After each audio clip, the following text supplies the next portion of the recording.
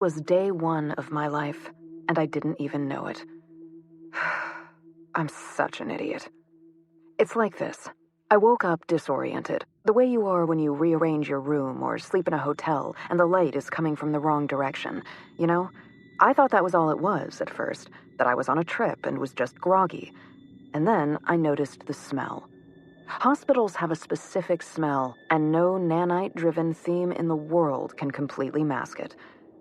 A woman leaned over me, smiling, with the stethoscope badge that all doctors seem to wear. She had plump brown cheeks that dimpled when she spoke. "And how are we today, Holly?" I shifted, and I remember this very clearly. The plastic tubing of an IV brushed against my arm. I was in a hospital bed, under a thin white sheet, wearing a thin white gown in a thin white room. And I had no idea why. Nothing hurt, so there were no clues there. Or maybe the lack of pain was a clue. I racked my brain, trying to figure out what had happened and why I was there. I'm confused. I turned my head, expecting to see Jonathan or my dad's or someone I knew, but I didn't know either of the other people in the room. One was a white man in a black suit with gray hair smoothed back into a bun at the base of his neck. He looked at me as if he were measuring me for a coffin. The other man stood just to the side of the door, holding a blue folder loosely at his side. He had a nose that looked sharp enough to cut glass and a chin to match. Well, that's to be expected. The doctor slid her hand through the air as if she were placing a virtual object. It was a little rude that she was keeping her theme settings on private, but I supposed that it was something about the confidentiality of patients. "Now then, I'm Dr. Hall, and I'm sure you have a ton of questions, but things will go faster if you can just hold them for a moment, all right, All right. Now then, what's the last thing you remember before your last renewal?" The last thing I could remember was being at a party with Jonathan. No, not just at the party. It was a party that I had thrown, trying to raise awareness for this new artist, a potter. They did real pottery, with clay, actual clay, not just a sim, real physical clay that they didn't theme in any way at all. You could watch them throw a pot on the wheel and see the clay spiral up organically into a form, and then, and this was the magic part, you could pick it up and sink your fingers into that clay and feel it come apart in your hands. The clay was real. And after you destroyed it, you would hand the clay back to them and they would spin something new out of it, while you had this crust of drying clay on your hands that absolutely proved that you had handled something real, something honest. I remembered leaning against Jonathan after lifting a vase off the wheel and smashing it back into its original form again. I remembered Jonathan's warmth as I leaned into him and drew a line of red clay down his nose. "There," I said. "There. I've marked you, so you're real too." He frowned, but I don't remember what he said. "Holly, did you hear the question?" I blinked and looked at Dr. Hall again. "Sorry, I was at a party with my husband. It was for Roseanne Wilson, a clay revisionist." My mouth was dry as I realized that I didn't know any of these people and that Jonathan wasn't there. If I had been hit by a skimmer or something, he should have been there when they revived me in my new body. But he wasn't. Was I in an accident? Now, remember what I said about holding your questions? Of course. Picture that final memory.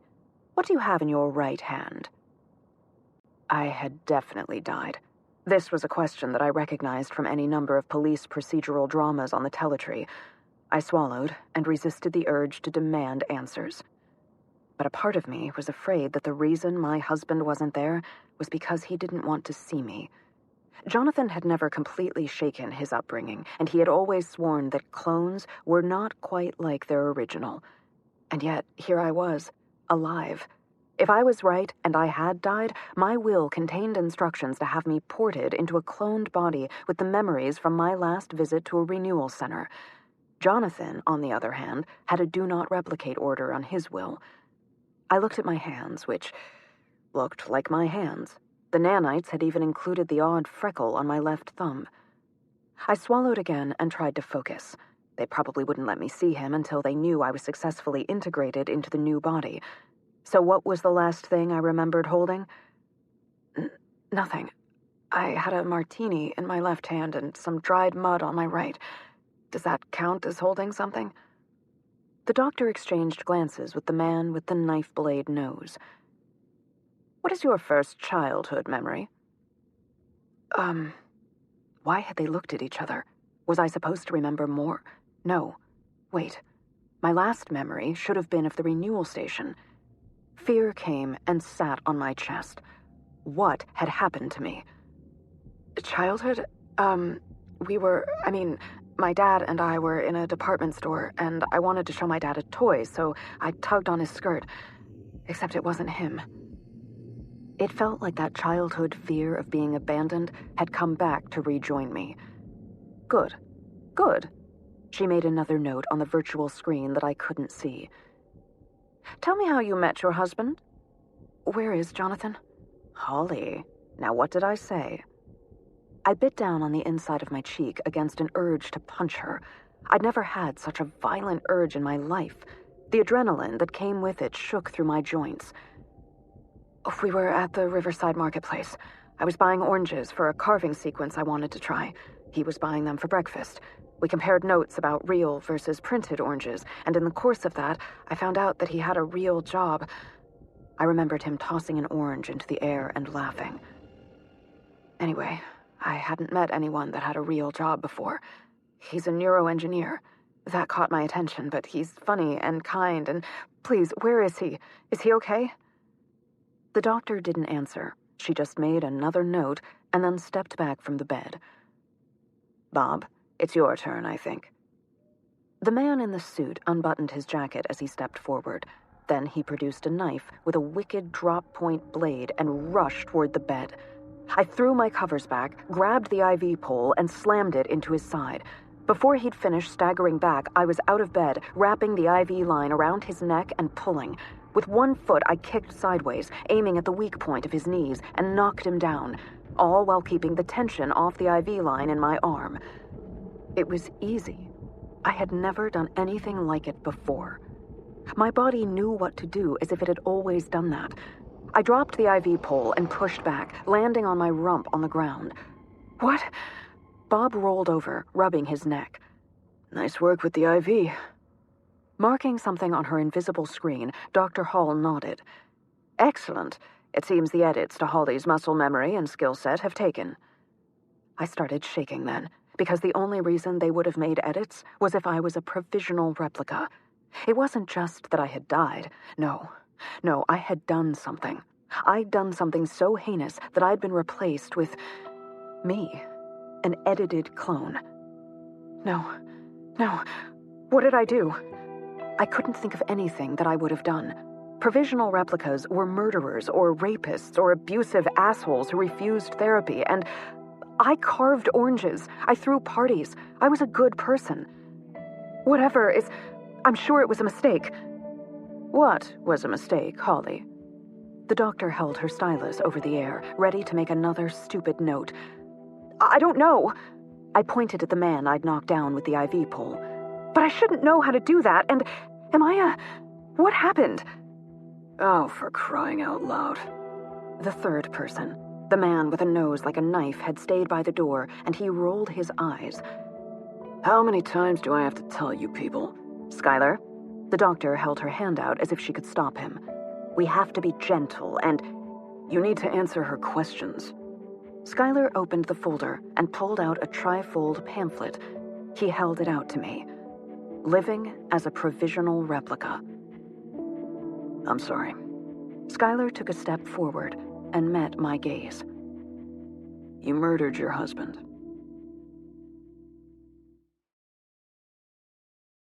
I held a gun in my hands.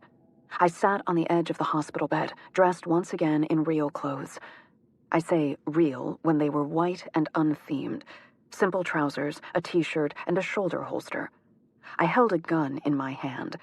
It's difficult to describe how comfortable its hard ceramic weight was in my hands, and how uncomfortable I was because of that.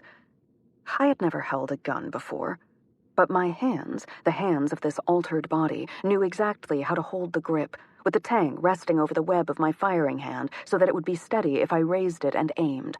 My finger rested naturally on the trigger loop, but not on the trigger. Barrel, forward sight, energy port, rear sight, power level indicator, biometric sensor. I knew these as intimately as I knew Jonathan's face. How could I have killed him? Skylar walked to stand in front of me. My government-appointed contact had shooed the other two out of the room after they'd finished testing me to make sure that whatever I was worked right. Look, I don't know what happened after your last check-in to affect your original state of mind, but the fact is that she did murder your husband. You're wrong. I lifted the gun, and safety instincts kept the muzzle low, pointing away from him, even though it wouldn't hurt him. Not him. They hadn't trusted me with an unrestricted energy weapon, not when programming it could make sure that it could only hurt one person. My original self. I wouldn't kill anyone. You believe you wouldn't. I get that. But she did it. She murdered Jonathan. If a random person had killed him, what would you do? At the thought of someone harming Jonathan, the visceral urge to strangle cramped my hand around the gun. If someone else had murdered him, I would kill them. What I didn't know was if that urge for violence had always been there, or if it was something that had been added. I wouldn't just turn vigilante, if that's what you're asking. I'd trust legal processes. You are the legal process. If your original had turned herself in, there'd be a whole different conversation. But that's not what happened. She killed Jonathan, and then she went off-grid. How do you know that? Look, I know it's disorienting for you that weeks have passed since your last memory, but I promise you, there has been an investigation and a trial. Due process has been served. Creating you, that's the result. He drummed his fingers on his knee and stood. Tell you what, this was on the agenda for later, but I can show you the murder scene now. My spine went cold. Where? Your apartment. He swiped an invisible tablet in the air. Do you want to see it? This virtual space was made by the crime scene investigators and has all the metadata you could ask for. I clenched the gun harder, as if it were Jonathan's hand. Will he be? God, no. I mean, I have those images, but you don't want to see them. Skylar held out his hand. I'll just show you the scene. Shivering, I reached out with my free hand and took his. With that contact, I could see his theme. It morphed the appearance of the room around us, blanking out the hospital and leaving me in my kitchen, holding the hand of a government agent who thought I was a murderer.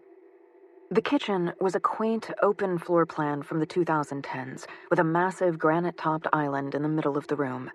We used old-fashioned bar stools when we ate at home.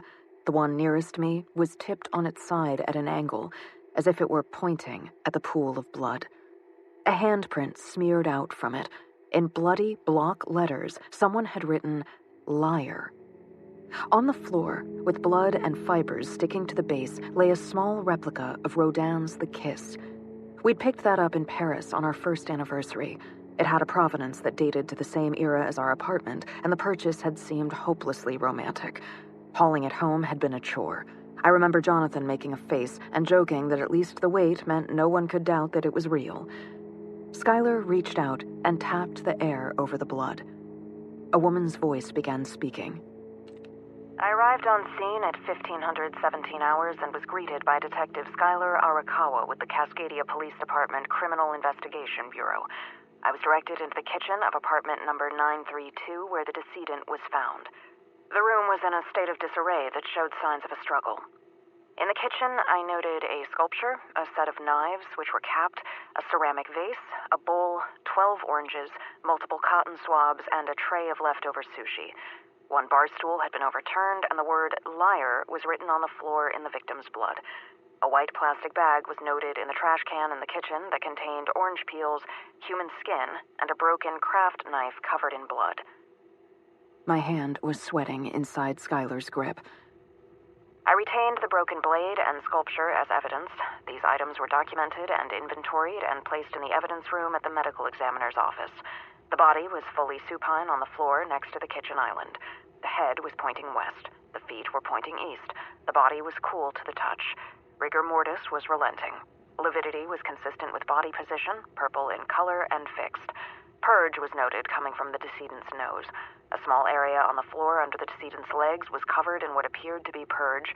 External trauma was noted at the temple, consistent with the blood, hair, and brain matter on the sculpture. For a moment, the sculpture lit up, and a glowing circle illuminated what I'd thought were fibers. Hair. It was Jonathan's hair.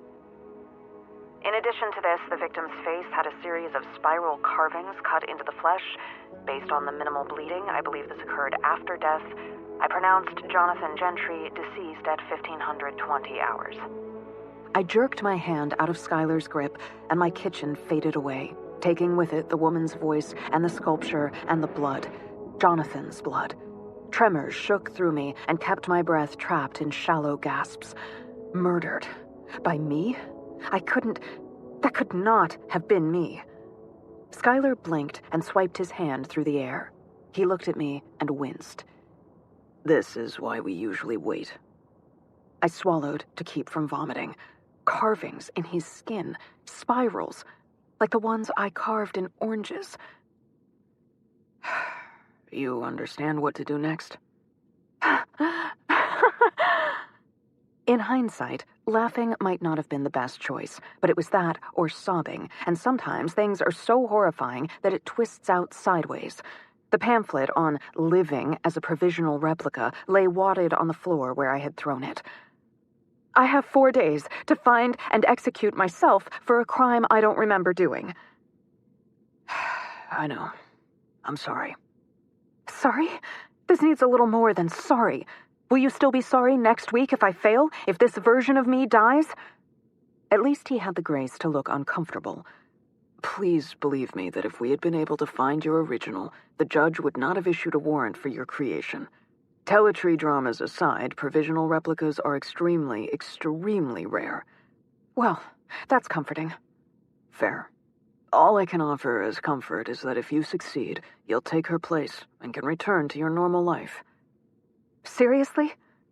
They had clearly edited me to kill, and according to them, my original had murdered, and that was the bigger issue for me. My husband is dead. There is no normal life to return to. Holly, look at me. His eyes were serious on either side of his narrow nose. Remember that a family member can petition to have a loved one revived. I swallowed. Jonathan had a DNR on his account. Surely he didn't intend that restriction to include murder. But Jonathan's parents were Southern Baptist and believed in the sanctity of the body. They'd use nanites to stay healthy, sure, but once someone died, once their soul had left their body, they viewed reviving as pulling a soul out of heaven at best and a walking soulless abomination at worst. Oh, sure, they believed in the resurrection of the body, but only with the second coming. They would never revive him. I'd thought it so much religious nonsense, but now I looked at the gun in my hand and felt the familiar weight of it. Whose experience had they edited into me? You're asking me to actually kill. That's not something I would do. But you did. Skylar shrugged. Just make sure you check in every day. Yes, sir. I'll be sure to keep you updated on my progress. Do you want your husband back or not? And what choice did I really have? As a provisional replica, the nanites in my body would expire after 4 days, taking me with them. I suppose I could have just sat on the hospital bed and waited to expire, but I holstered the gun and left. If I was a soulless abomination, all I knew was that I loved my husband with every fiber of my created body. That central part of my being seemed unchanged. Except, somehow, impossibly, I had murdered Jonathan. I walked out of the hospital and blinked against the light, waiting for my nanites to adjust. Nothing changed. Of course it didn't. I was a provisional replica. They'd explained this to me, but the absence of my theming was more obvious outside the hospital. I wouldn't have access to theming or customizations or anything until I tracked down and killed my original. Did that count as murder or suicide? I wonder what Jonathan's family would think about that. Not that I could contact them to find out. His parents' theming would screen all calls from me. If I approached them in person, I'd be edited out of their vision and hearing, just like I was a bit of garbage. The same with my friends and my family. To protect them from emotional harm, according to Skylar, the only theming that my nanites would do would be to mask them from me, too. I was a ghost in this world, and the world was a ghost of itself. Without my theming, the world was mostly neutral white. White buildings, people in white clothing, reparative machines flying or crawling all over the place. I knew that the machines were there. Any citizen could file a maintenance report, but I hadn't realized how many. I saw a squat rectangular one following a man who tossed a sandwich wrapper on the ground. The machine vacuumed it up and trundled off to find more debris. Another one, shaped like a caterpillar, crawled over the surface of a building, cleaning the glass. What was the point in cleaning the glass when so few things in the view were real? And yet, there it was. It was a different world from the one I remembered. Granted, there were a few historic buildings tucked in among the white blocks, but even those were different.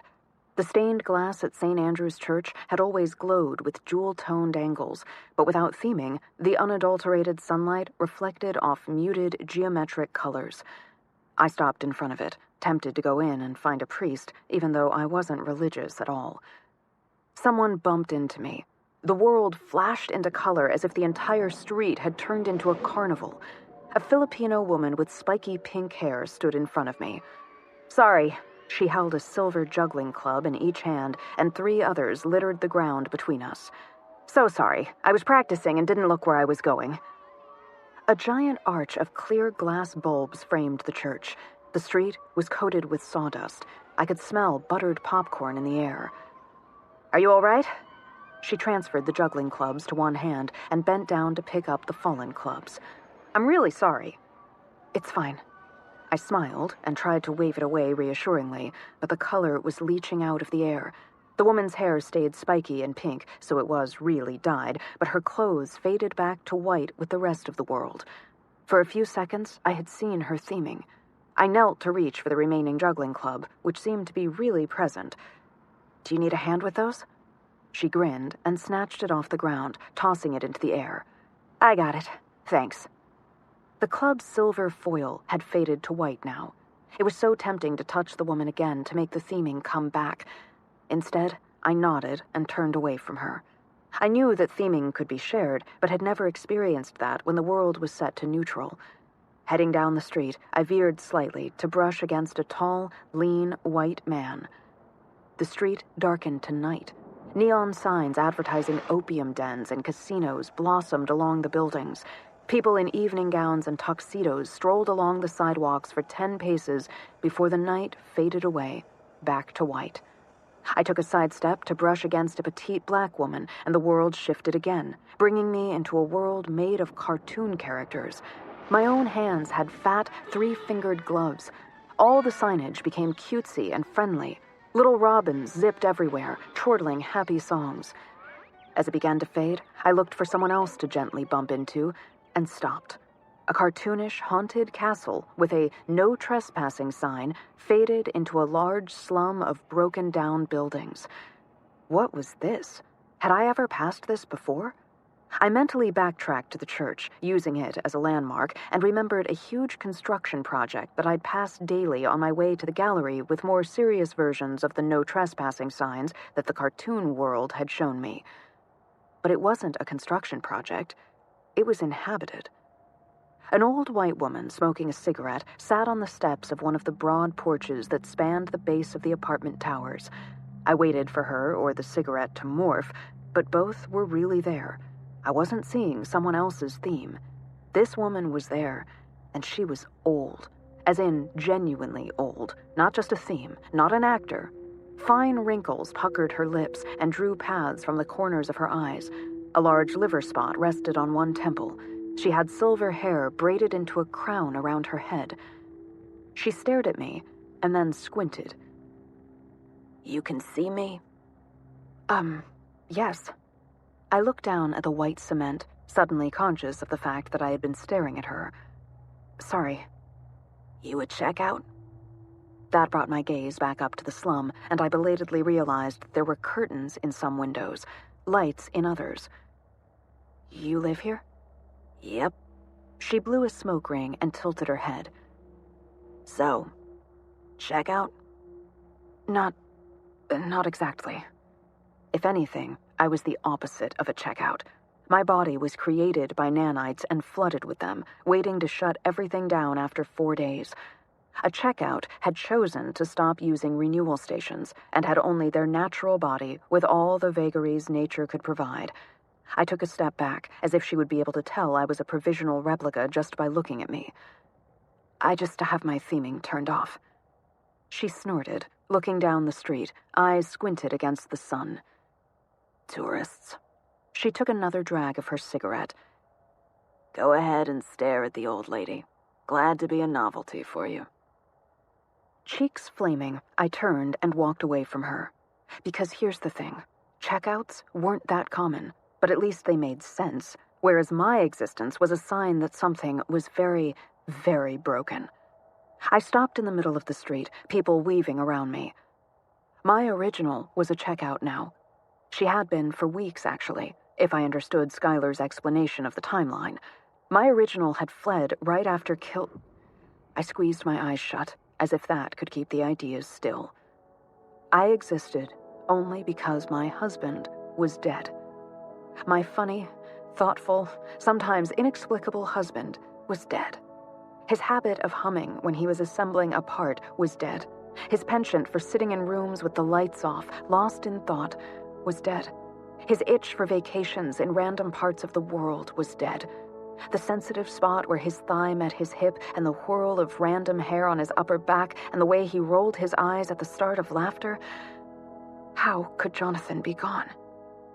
I covered my face with my hands, digging my nails into my forehead. Nothing made sense.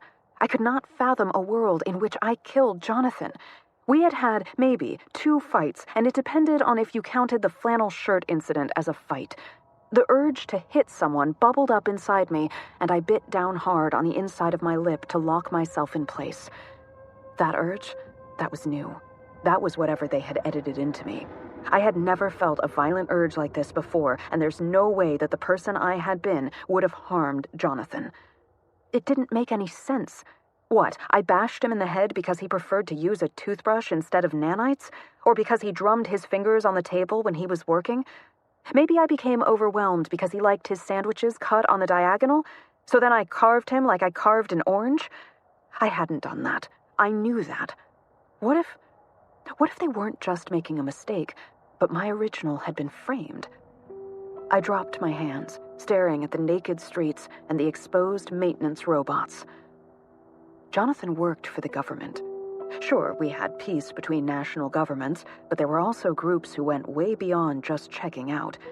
There were people who wanted to reverse the use of nanites completely, like the Church of Judgment Day Preparation. The judgers were always trying to knock out renewal stations or robot factories. Why not take out one of the people who made renewal stations possible? On the other hand, the judgers always took credit for the chaos they caused. So maybe not them, but still, it made more sense for it to be someone like them than for it to have been me. And Jonathan had maybe known that he was a target because he'd been a little jumpy leading up to the party. But what had happened after that? Had he told me? My memories were a blank after the party. Gah! I stared up at the sky and clenched my fists. I needed to know what had happened after the party and the renewal station. What had my original known that I didn't? What had she... I could ask her. She would know about me. The creation of provisional replicas might be rare, but they were a matter of public record by law. My original would have watched the trial because I would have done that. She would know that a PR of her had been made, and she would know that I would realize that we had been framed. The whole point of a PR was that we had the same memories and core personality as the originals. We thought the same way. So, what would I do if I were me? Ridiculous question, I know, but I also knew the answer to it.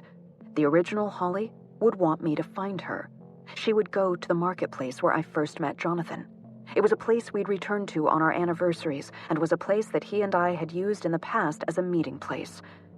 For the first time in my replicated life, I knew what I needed to do. I was going to meet myself.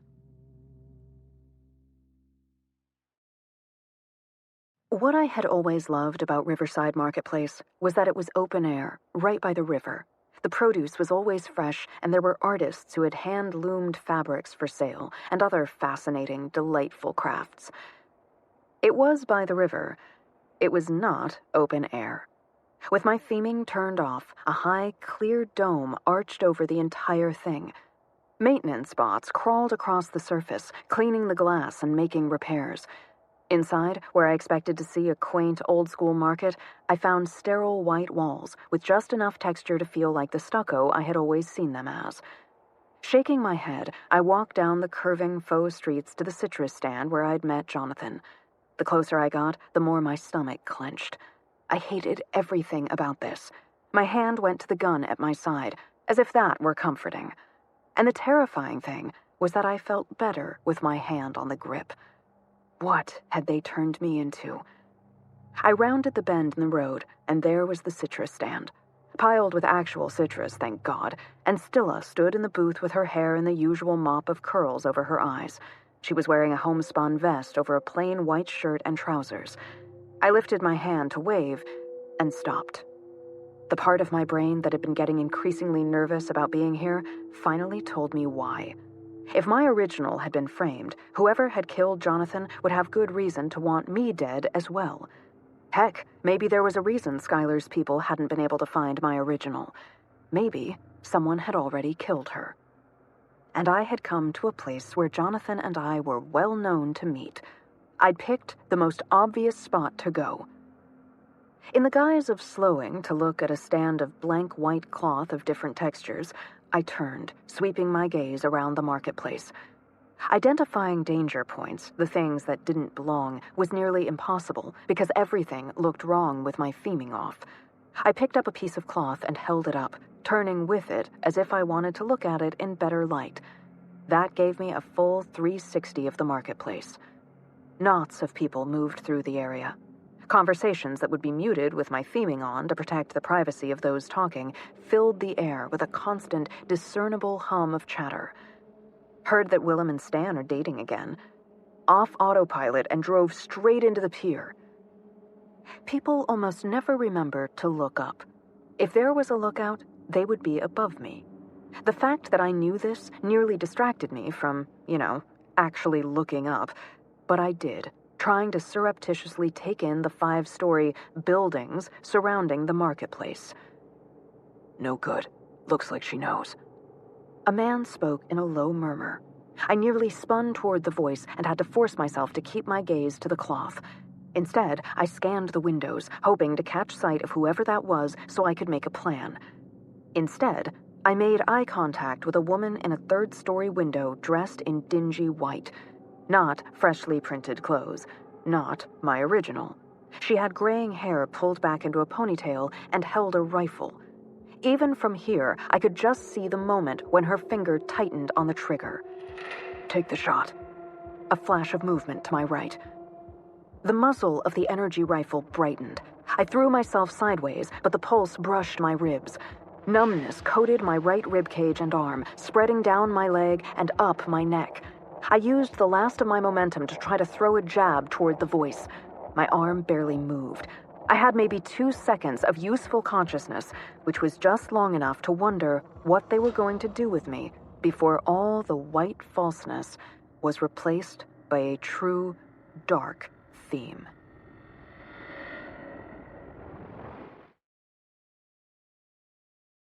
Day 1. Evening. I regained consciousness before I had full control of my body, which was probably a good thing because it made it easier for me to stay limp as I was dragged across a carpeted floor and thrown onto a table. As feeling crept back into my limbs, I kept my eyes closed and tried to control my heart rate and breathing. It sounded like there were 4 people in the room, which made sense as a classic fire team, and how did I know all of this? Did it matter? Someone had just snatched me, and the skills that the government had edited into me might keep me alive. The man I had heard outside spoke from somewhere past my feet, maybe near the door that they dragged me through. Again, no. Our mandate is to keep her here and restrained. A new voice, with a nasal whine, stood near my head. This is wrong. I don't care what Winseed's demands are. Keeping this thing alive is flat wrong. For a moment, I thought he was talking about my demands, but my original would also be Winseed. We had the same name, and in this context, it was more likely that she was the one they were referring to, and this thing was probably me. But I couldn't for the life of me figure out who these people were or how I would have met them. Sometime after she'd checked out, my original had met them and recruited them to do what? Kidnap me? We wait because that's what orders are for. Nasal Man snorted. Orders? Since when do you care about hierarchy? We're not the military. We aren't sheep following orders. The man from outside said, You know you followed orders when you agreed to do this. I agreed to come. I didn't and never have agreed that we should keep it alive. He slapped the top of my head like I was nothing but meat. A woman with a slight, uncorrected lisp said, So you kill her. Fine. And then what? It's gotta be her or the original, and Biolox needs someone alive. Winseed doesn't cooperate? This is our backup. Biolock. The only thing I had locked with a Biolock was my passphrase manager, and it didn't protect anything really vital. They wanted my list of citrus suppliers? I had no idea what they were talking about, but I was beginning to get a spatial map of the place. From their voices and echoes, I had them relatively well placed.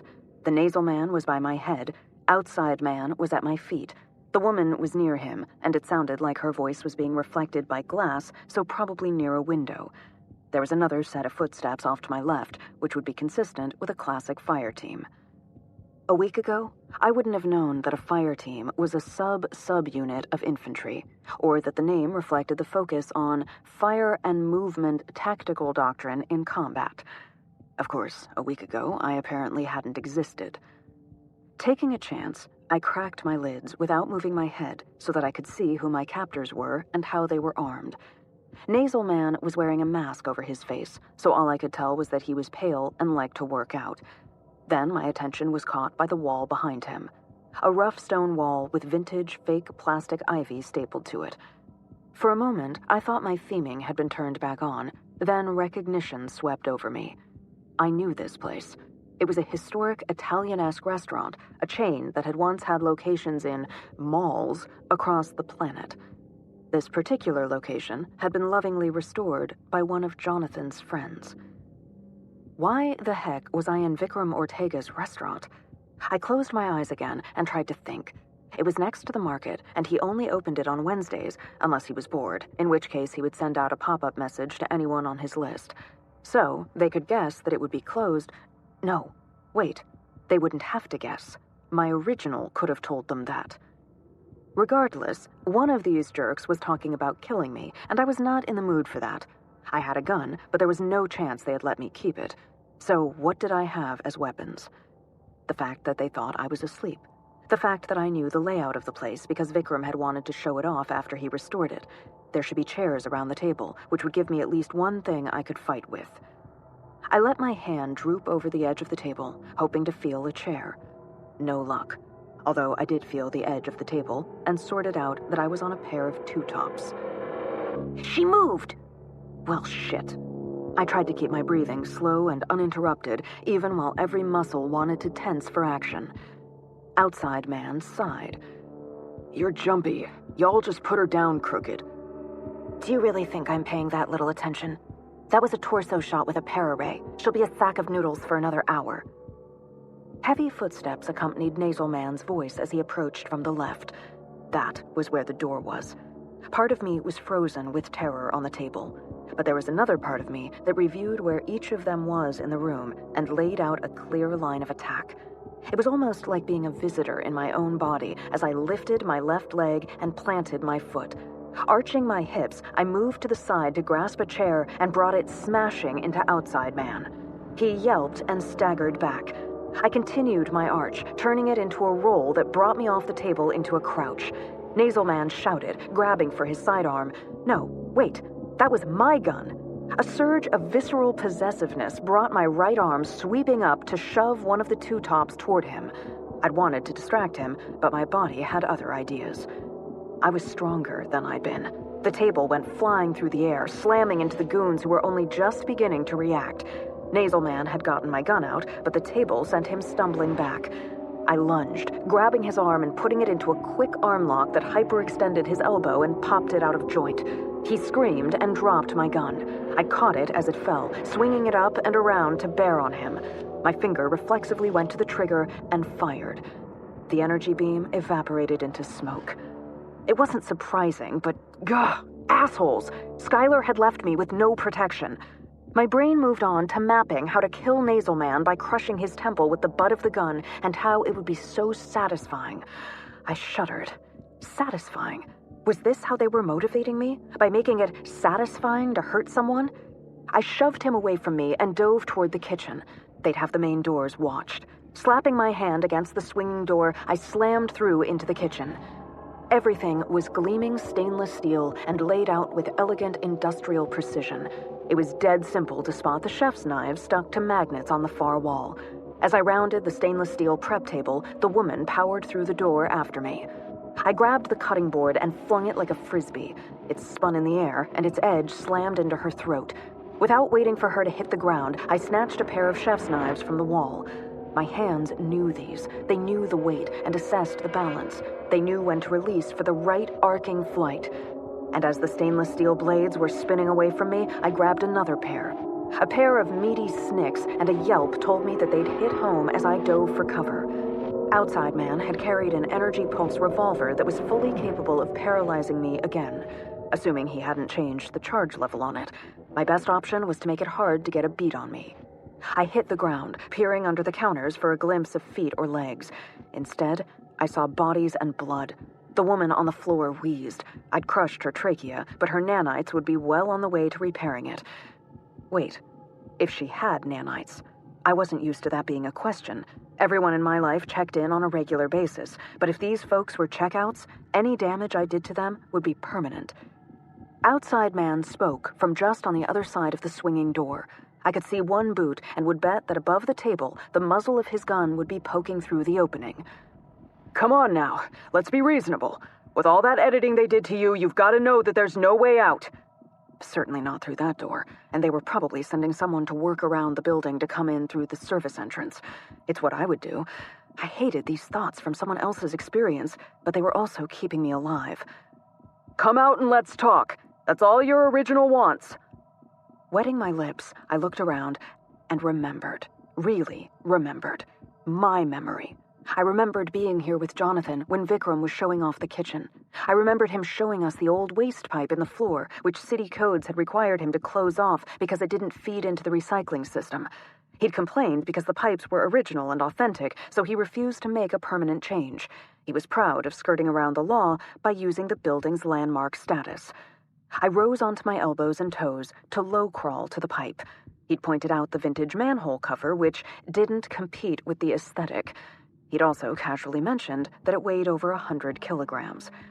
I had no idea how much I could lift, but they'd be sending in backups any moment. I liked my odds better if I at least tried. Drawing my feet in, I went up to an awkward crouch next to the manhole cover. There were holes in the top to insert a pry bar, but I didn't have one. Joy. I shifted to the balls of my feet and slid my fingers into the holes. Testing it, all I could tell was that my grip was secure and that the thing was hella heavy. It would make noise when I pulled it away. The wheezing would help mask some, but not all of it. Better to let Outside Man's voice cover it, which meant I needed him to talk again. Shooting me doesn't seem like a way to inspire trust. I heaved up, and it shifted. The plan was to just approach, but you spotted us. I spotted a sniper. That's not an approach. The covers scraped across the floor. Hey! It was open enough. I couldn't see exactly where I was going, but at least there were no guns.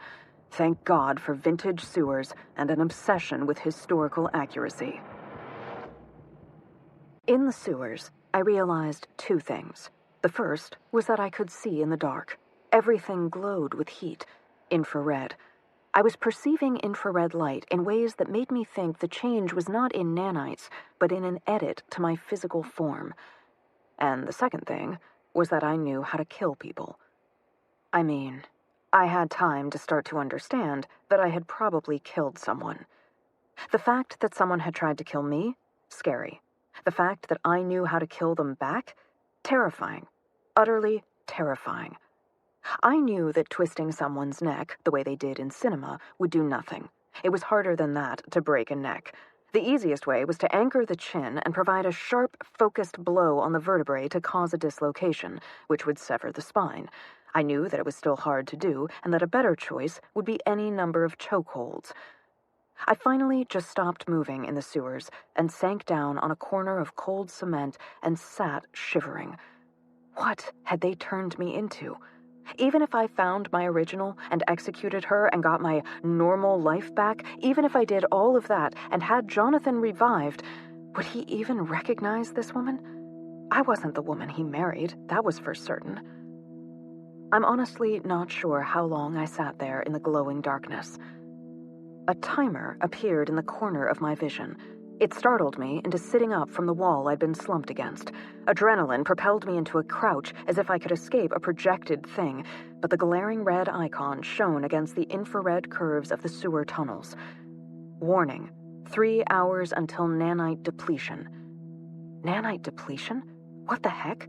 I mean, yes, nanites would wear out over time. It's why we use renewal stations weekly, but I'd been alive for less than a day. I blinked, but the image stayed on behind my closed eyes.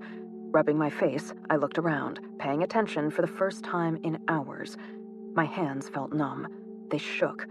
I'd need to hold the gun's grip with both hands to stabilize it. Stop! My voice echoed down the tunnels. Stop, stop, stop! I did not want these thoughts in my head. I did not want to be this person who thought about threat assessment and angles of attack before I thought about anything else. Dropping the gun, I kicked it away from myself. The ceramic skittered across the tunnel, still glowing with the warmth of my hands, and spun to point toward me. A little voice in my head whispered all the reasons that kicking it away was bad. I might have damaged the safety. It was armed. Someone had wanted to kill me earlier. Nasal Man seemed to have wanted me dead because he objected to replicas on principle. But Outside Man had said that my original wanted to talk to me. Of course, he'd also talked to me about knowing about memory tech, which was just wrong. I was an orange carver, for crying out loud. What? Jonathan was the one who did things with memory and nanites and... Shit. My original had reportedly carved Jonathan, which was just wrong on multiple levels. But the point right now was that it reminded me that my original did things I couldn't even imagine after our last renewal. So it was likely that I didn't have whatever information they wanted. I buried my fingers in my hair, pressing them into my scalp. For Jonathan. I could do this for him. I didn't want these skills and thoughts, but if I were going to have them, I would use them for him. Pushing myself to my feet, I wobbled a little. The tunnel spun around me, and I grabbed for the wall to steady myself. Whoa. Closing my eyes, I waited for the spinning to pass.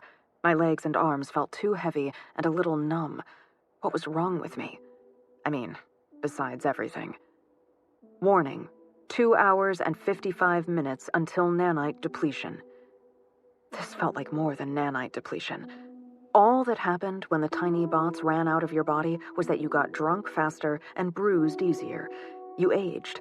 That was it. This was something different. Not debilitating, just like I didn't belong in my own body.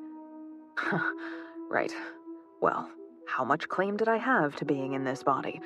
Anyway, I'd swing by a renewal station to get a top off before I made my next plan. I headed for the fire escape, walking a careful circle around the gun. No, wait. I wanted to circle it, but my fingers itched and my stomach tightened. Even if it only worked on my original, leaving it didn't feel safe. Sighing, I picked up the useless gun. The only thing it was good for was killing my original, and I didn't want to do that. Not yet. Not until I'd talked to her and found out why. But my hands moved by reflex and shoved the gun back into the holster. Were any of my reactions me? Warning: 2 hours and 50 minutes until nanite depletion.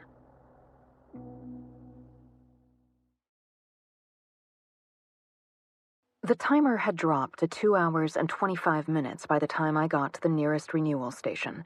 All of my efforts to minimize it or change the theming as I walked had exactly no effect. On the plus side, no one ambushed me or followed me. The renewal station, stripped of theming, no longer looked like the fairy garden that I usually visited. It was a leftover childhood theme, and I knew it was ridiculous, but there had been something delightful about stepping into a giant iris and lying down on the velvety yellow beard under a vivid purple canopy. These were booths, simple white cubicles with a couch inside.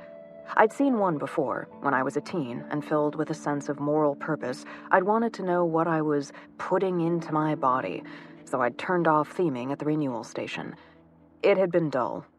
For a while, I'd used a concert theme and watched my favorite band, the Sarajevo Roses. Then it was a hill surrounded by lavender, and eventually I'd come back to my childhood theme because... nostalgia? I settled onto the white couch and felt it conform to my body. Letting my head drop back, I sighed and closed my eyes. The countdown timer vanished. Without my consent, the system placed a call. My contact, Skylar, appeared in my vision with a worried frown. His shoulders relaxed as he saw me. "Holly, hi, how are you?" "There's a countdown timer to nanite depletion." He nodded, and then waited. And the fatigue in my limbs had started to fade.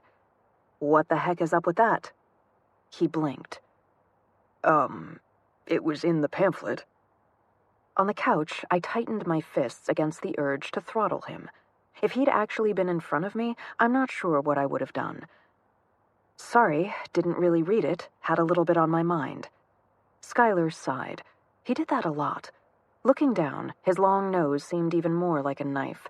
He sighed again. "Right. You have to check in daily or you'll die." I gaped at him. This wasn't how nanites worked.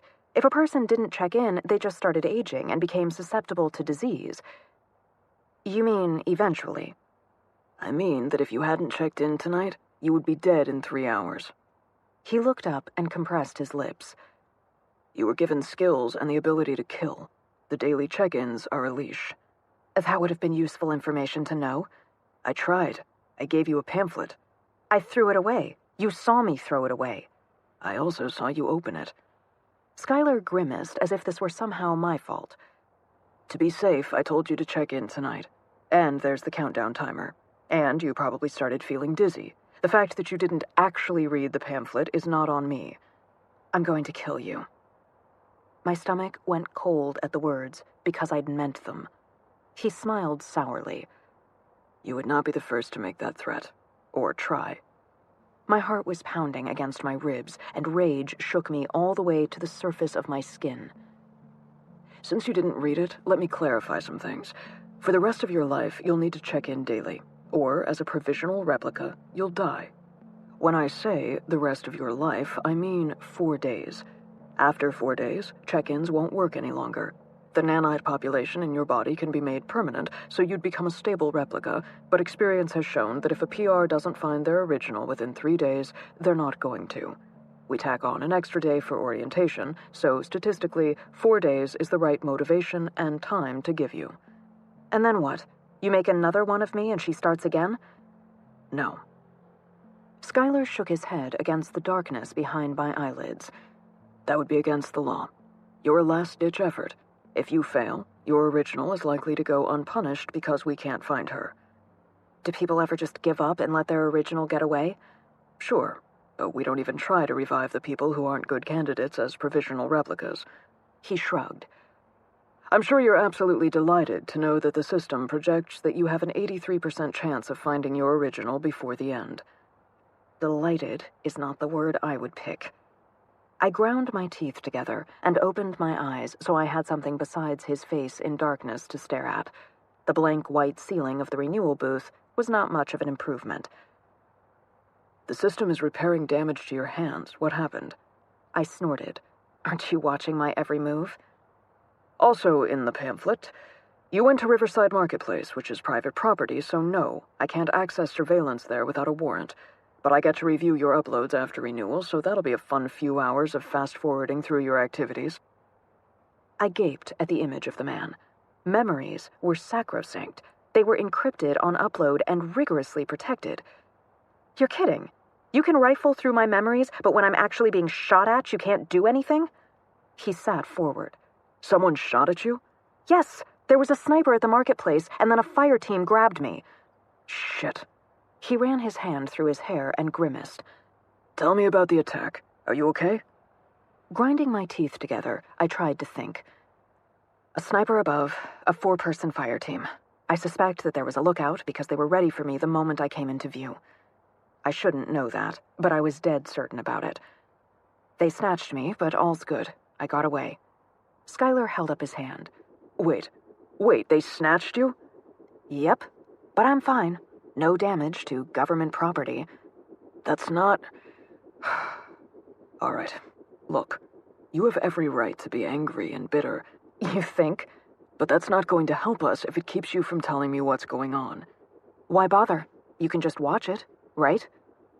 The muscles at the corner of his jaw bunched, and he looked away from the screen for a moment before sighing. First of all, I can see and hear, but I don't get your thoughts or any of the other senses, so your assessment, your perception, I still need you to tell me that. Second, the reason to tell me is so that I can help you. You have 3 days left. I can do research for you based on what you uncover, so please, tell me what happened. Tell me what you think. A chill ran through me at the reminder that I only had 3 more days to live. I bit the inside of my lower lip to try to keep the terror inside, and then nodded and told him everything I could remember. At the end of it, Skylar sighed again. That sounds like Icon. Icon and not Judgers? Doesn't fit the profile for Judgers. They would have used an incendiary device to try to take other people with you. Icon is known for more targeted strikes, mostly aimed at the renewal stations of high-profile targets. What? Why? I mean, why would they be involved? You tell me. I stared at him at a loss. I still couldn't think of any reason that my original would have any connection to a terrorist group like Icon. What I knew about them could be scribbled on a cocktail napkin. North American-based, hated nanite technology, blew things up, and now I could apparently add kidnapping to my tiny store of knowledge. Skylar looked into the corner for a moment, the visual cue in a chat that someone was accessing another screen. All right, I'll review the attack and see if I can sort out who specifically attacked you. Meanwhile, I've given you access to classified intel on Icon to see if you can spot connections that I would overlook. Just use a regular search engine and you'll be able to use the government database. That doesn't sound very classified. He shrugged. A person without this access will see a page that has been edited to remove redacted information. Crap. Is anything real? Yep. He stared at me for a moment, or maybe he was reading something on his screen. Do you need anything else? So many things, and none of them were things he would provide. Actually, yeah.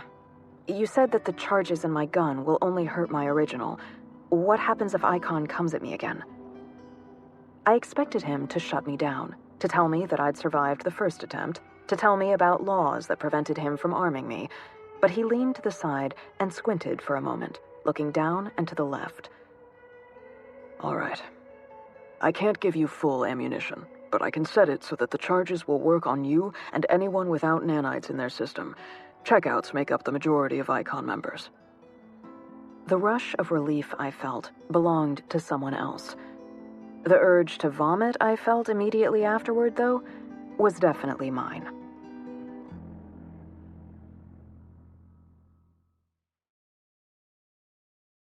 Here's the thing. Going back to my apartment was stupid. I knew that. There were people who wanted to find me, and regardless of my original's plans, they wanted to hurt me, so going to a location where I had a personal connection was not bright. But I wanted to see the crime scene. Skylar had shown it to me in the virtual, sure, but that could be manipulated. Heck, the real world could be manipulated with theming on. My theming was off, so I would see it as it truly was. As it truly was.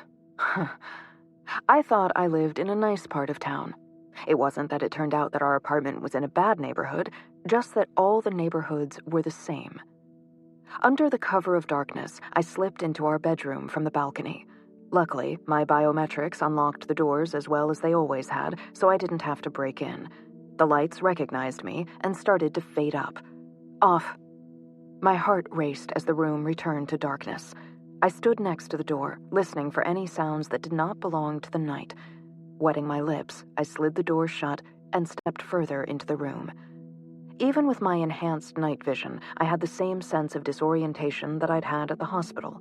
Our bed had a plain white comforter in a plain white room. Our butternut linens and sage green walls, textured with uneven plaster inspired by Venice, had been a theme. The floor actually was wood, mostly. There were parts that had been damaged and replaced at some point with composite wood. On the one hand, it felt completely alien. On the other, the fact that it didn't feel like my apartment made Jonathan's absence less acute. I eased through the bedroom and padded down to the kitchen, grateful that at least the texture of the floor felt familiar. We lived in what I thought was a cute little split-level apartment with charming architectural details from the 20-teens, all granite countertops and open floor plans. At this point, I honestly would not have been surprised if it had turned out to just be a big, empty box. But the layout of the rooms was the same. Our furniture was in the right places. The potted plants were actual plants, although not as lush as I remembered. The doors were where they should be. I mean, sure, things were where they were supposed to be, but even in the reflected streetlight with my night vision, almost everything was the same neutral white. Even the mural of the sea on the backsplash of the kitchen was gone. Swallowing, I stopped in the middle of a plain white kitchen, looking at plain white counters and plain white chairs. Any hint that a crime occurred here had been scrubbed away, but there was one spot of color. Not dried blood, orange. A bowl of navel oranges with glossy pebbled skin sat on the corner. The bowl was as blandly white as the rest of the kitchen, but the oranges were real. I walked over to them and stopped with my hand out. Some part of me expected them to feel different or evaporate or something when I touched them. Biting down on my fear, I picked up an orange. The skin was firm, textured with familiar tiny dimples. The heft was right, and it filled my hand with the same comfort that the pistol grip of the gun had. But this comfort was mine. This wasn't edited into me. This wasn't part of some unknown other person. It was me. I had picked this orange out. When? I tightened my grip on the yielding rind because I didn't know when I had bought this orange. Or, more specifically, I hadn't. My original had. Sometime after my last memory, she had bought this fruit. Probably at the marketplace, because that was the only place I bought oranges from these days. Or not. I had never bought oranges. In my only visit to the marketplace, someone had tried to kill me. Panic flurried in my middle, and I took a slow breath, trying to stave it off. Swallowing did nothing to keep the fear in place.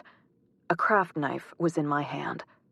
I didn't remember grabbing it, but I held it like a weapon, which was not me. Reversing the grip, I placed the tip on the skin of the orange and traced a spiral from the navel down to the side. I was an orange carver. I did not kill people. The memory of a woman wheezing erased the quiet. Orange carving was an ephemeral art, and it was mine. I knew the weight of the knife and assessed the balance of it.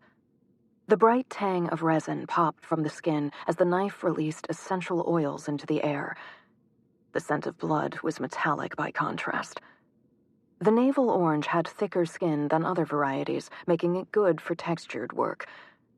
The victim's face had a series of spiral carvings cut into the flesh.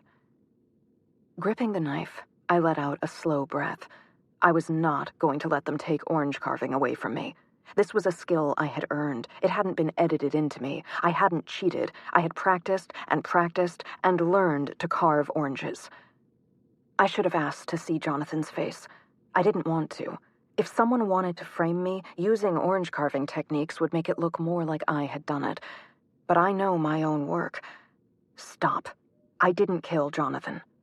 Biting my lip, I carved a parallel spiral next to the first, carefully working the loose rind up and away from the groove I worked into the surface. There are two basic forms of orange sculpture, whole fruit or rind only. With whole fruit, the fruit inside gets showcased as a change of texture. In rind-only work, one extracted the fruit from inside and created elaborate baskets or lanterns from the remaining rind. This navel orange had a thickness and pliability that lent itself to rind-only work. Opening the orange along the spiral I had sliced, I carefully pulled the wedges out. The scent of juice carries a different, sweeter orange than the resinous oils of the rind. I popped a piece into my mouth. My teeth sliced through the membrane, sending a spurt of tart liquid across my palate. The acidity puckered the inside of my mouth with a slight metallic tang. I spat it out. For a moment, I was absolutely convinced that someone was trying to poison me. But no. When I was a kid, my original, had edited my taste buds to make oranges sweeter. The glistening, half-chewed fruit sat on the table in a puddle of my spit. The orange wasn't the problem. It was real. I sat at the table and wept. Half of my life was fake in ways I hadn't known. I found myself going through our drawers, looking not for clues, but for things that were real. Jonathan's things, in particular, anchored me. He had a rock he'd picked up when we'd gone to Iceland. It was a gray stone, worn round and smooth by glaciers. A pair of dice from when we'd sat in on a D&D game in Monte Carlo, thrilled to be playing an old-fashioned game with actual pencils and actual paper instead of an immersive. They glistened like six-sided rubies next to a seagull feather from our trip to the San Fran archipelago. Other things I remembered were gone. His Swiss Army pocket knife, handed down to him from his grandfather. The blades had been sharpened into concave arcs. His collection of vintage hotel keycards, gone. The St. George's medallion that he'd picked up in Venice, also gone. I found plenty of blank white discs and rectangles and lozenges. So here's the question. Did my original take them? Or did they never exist in the first place? I tucked the remaining keepsakes into my pockets because the weight of the rock in my pocket made me think of Jonathan with every step I took. The bare apartment felt like his personality had been leached out of it. I wanted something, anything, to anchor me. I had a rock, dice, and a feather. And I also needed to do some work. Wiping my eyes on my sleeve, I opened my desk interface and started researching Icon. I could do this anywhere, of course, but, and I know this was tactically stupid, my chair felt right, and I was desperate for scraps of normal. If I didn't look at the white curves, I'd think it was the burnished steel repro that I'd picked up in college. In some ways, the research was a similar unpacking process. I'd been aware of Icon in passing, but didn't really know what lay below the surface. I knew that they were disaffected, but honestly thought that they were just opposed to body pollution like the Judgers. I was wrong. I had no idea they were actively trying to figure out how to make their own versions of the technology. Far from objecting to nanites, Icon considered themselves freedom fighters. They didn't object to nanite technology per se, but they wanted it free and unregulated, out of governmental control. With my new clearance, I saw footage of Icon blowing up renewal stations, once with 3 generations of a family inside. I saw a sniper picking off people in Madrid, trying to leave a renewal station. Everything I saw showed them going to unethical lengths to try to bring down the government with no qualms about collateral damage to check-ins. In one clip, an Icon member walked into a renewal center and cut the throats of 5 people until someone... Holy shit! I knew that knife blade nose. Zooming in, I watched my contact sprint into the building and take down the Icon member as if they were a slug. Well, I guess it was good to know that Skylar hadn't been bluffing when he dared me to try to kill him. My mind kept going back to what Skylar had asked about why my original would have a connection with Icon. That was really the point, wasn't it? That the person I was trying to find was me. To a certain degree, I didn't need to know why she ran. I only needed to know what I would have done if I were on the run. So if something happened to frighten me, something that made me believe I couldn't trust the government, what would I do? Would I approach a terrorist organization? Well, would I do that now? Because I sure as heck couldn't trust the government with their pamphlets and built-in death sentences. But those videos of Icon, those were pretty damning. On the other hand, my original wouldn't have seen those. I sat up in my chair. Oh, my original would still think that it was a group of disaffected crackpots. Now that, the image I'd had in my head of them before this, was something I could see running toward. All right then, that gave me an angle to work toward. I needed to find a harmless front for Icon, one that someone without my clearance could access. What I needed to know was what my original would have read, so I could follow her thought process. I'd ask Skylar to turn my access back down for a few minutes, and maybe I'd ask about his action hero experience. I flicked the footage with him into a save bin for later. The next file started playing. It was a teletree of Jonathan. The footage sucked all the oxygen out of the room. He looked exactly the same, rendered in these floating pixels as he did in my memory. Part of me had been terrified that I would find out that I had edited him to be more attractive. But now, there he was, with broad cheekbones and soft round nose. The mop of glossy dark curls, which normally fell over his tan forehead, had been swept back with gel in his fancy look. A glimmer of silver dusted his lids, and his full lips were just a touch redder than their natural shade. My beloved had a fascination with physical makeup, but only broke out his vintage collection of powders for special occasions. Even before I saw the logo on the teletree, I knew that this was a talk at the Organisation Technologique Internationale. OTI was the global cooperative network that oversaw fair distribution of technology to all peoples. I listened to his soft tenor, letting the familiar sound wrap around me before I finally started listening. And while we all agree that it is important to allow people who do not wish, for whatever reason, to use technology, the freedom to check out, at the same time, we must acknowledge that this risks disenfranchising some citizens. While the obvious concerns revolve around maintaining a robust infrastructure for them independent of nanites, the larger concern is long-term. I'm going to use Icon as an example of why the question of checkouts is not a simple one. Renewal stations make the citizens who use them functionally immortal. As my colleague noted in her presentation earlier, this has been skewing voting rights, and while Icon cites this as one of their grievances, there have been serious governmental efforts to address that. So I think we need to consider a different question. Why do people check out? Some are clear-cut. Many religions do not permit alteration of the body. We've found ways to address that concern, such as goggles or earbuds. Likewise, Icon cites privacy and does not want the government to have access to their memories. Again, there are laws in place to restrict that access, as well as encrypting them. For a moment, I stopped listening. As a provisional replica, my memories were unencrypted.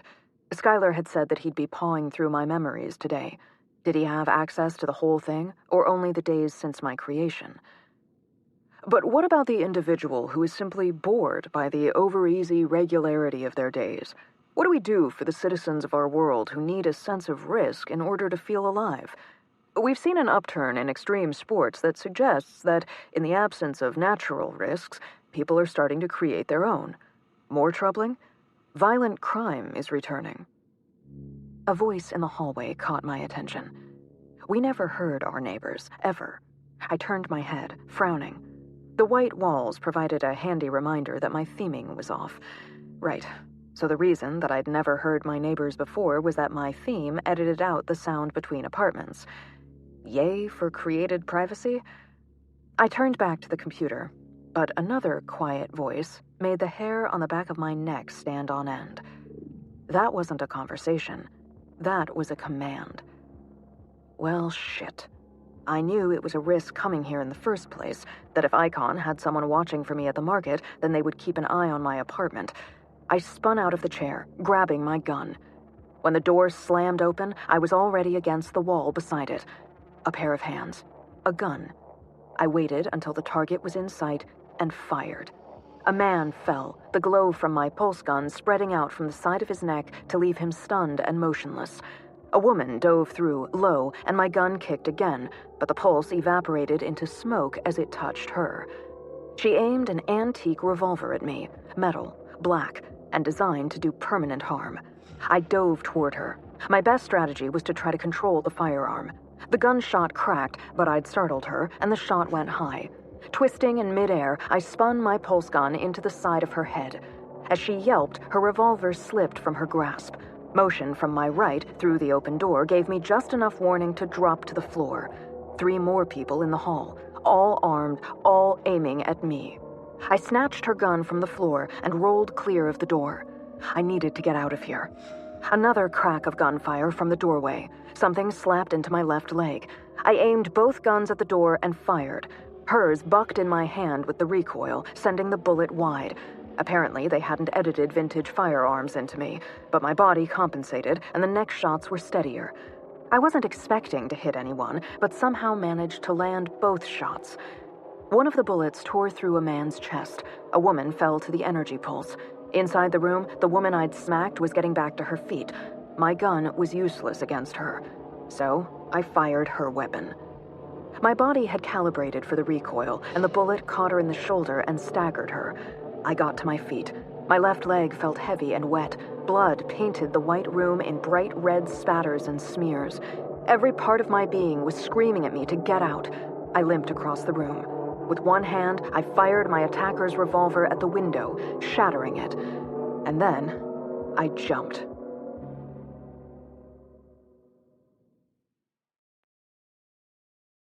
I dropped onto the couch of a renewal station, some blocks from my house. Outside the booth, a tiny cleaner bot was industriously cleaning up my trail of blood. At least my attackers couldn't follow me that way. Yay. As the couch wrapped around me and fresh nanites flooded into my body, the system placed a call. I ground my teeth, waiting until Skylar appeared. Oh, thank God. He leaned toward the screen. Are you all right? I think I killed someone. I hadn't planned to say that. I'd planned to yell at him. His jaw tightened, and he nodded. You didn't. She was alive until we lost track of them.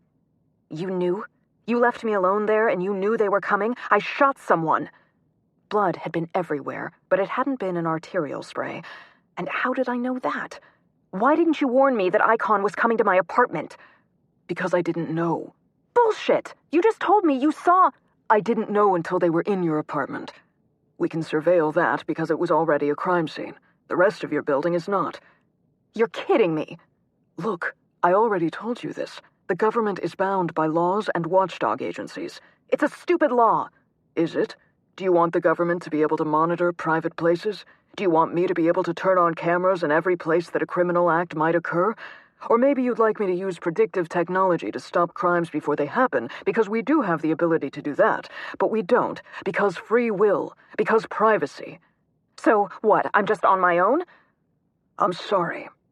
Frustration made his voice rough. I can't monitor private places. That includes most buildings, many neighborhoods. Icon complains about privacy, but the fact is that they use their concern about privacy like a weapon. They have maps of where they can go without being seen. And so, no, I didn't realize that they were coming for you until they were in the apartment. I stared at him, breathing through clenched teeth. This is bullshit. It is. He looked away at another monitor. How's your leg? Healing. The hot ache of it had dwindled to a soft warmth. They'd shot me with a real bullet this time, not an energy weapon, which clarified their goals regarding me. So your government property is still operational. Skylar sighed, and his head dropped forward. I did send people, you know. As soon as I realized that you were under attack, we sent people. You just had it handled before... I handled it by shooting people with skills that I shouldn't even have. I'm not supposed to know how to shoot a gun or what arterial spray looks like. I'm a... monster. I was a monster. I clamped my jaws shut and closed my eyes, but he was still there, and he looked sad, and I didn't want his goddamned pity. I wrenched my eyes open again. Forget it. So you can't spy on people. Great. Is there anything useful you can do? He swallowed and flicked the screen. A map replaced him, which was fine by me. This is where the local branch of Icon is based. It was the slum I'd gone past earlier, highlighted in urine yellow. We've had trouble pinning specific acts on them. I saw footage of you taking down a stabber. Ah, right. I should have guessed that would have turned up. The thing is, the assailant in that case was part of a cell, made to seem as if it operated independently, so Icon could condemn them as extremists if they were caught. He couldn't tell the government anything that would make charges stick on the top members of the organization. As for what I can do, the image in my vision shifted to something pulled out of my memory. The woman, with a mask over her face, moments before the cutting board slammed into her. I can tell you who the team yesterday was. Who they likely were, at any rate. This is an extrapolation based on your memory of the attack. Nice work there, by the way. On the couch, I shivered at this reminder that for all his comments about privacy, in the eyes of the law, none of them applied to me. I wasn't a citizen. To some people, I wasn't even human. The image of the woman morphed into a young white woman with sleek blonde hair in a boardroom setting. Andy Blackwell was a competitor in extreme ironing before checking out. She has since used her scuba training to disable multiple desalination plants, but has never been caught. Did you create a provisional replica for her? Nope, because analytics said that her PR would probably spend the entire week either giving us the finger or move on to immediately disabling a desalination plant. Careful, you'll give me ideas. The image changed to outside man, and then morphed into a Latinx person with a streak of purple through their hair. Zoba Moss. Their family was displaced from the Antiguan diaspora after the sea levels rose. I felt an incongruous twist of shame at having misgendered them, even while Skylar was identifying them as someone who had attacked me. On the other hand, Zoba had been the one arguing to keep me alive. This is the first thing that pins them to any direct crime, but they are a primary recruiter for Icon. Very charismatic. And that's dangerous? Despots are often charismatic. So are movie stars. Skylar completely ignored me. The image changed to Nasal Man as he aimed a gun at me. His black mask morphed into a man with red curls and a piercing in his left nostril. Carl Newton, former lab tech. He checked out, and 2 weeks later, someone stole his equipment from his lab. The sniper, with her graying hair pulled back into a ponytail, was replaced with an image from before she checked out. A young woman standing on a pair of skis with a rifle over her back. Frederic Gorski, former Olympic champion in the biathlon. She became disaffected and checked out when Poland relinquished its sovereignty and joined the United World Government as a state. I had vague memories of that happening when I was 10, because they had been one of the last holdouts. I think the only ones remaining were tiny nations like Liechtenstein and Monaco, which retained independent status for tourism purposes, or places like Grand Cayman, which was still a tax haven.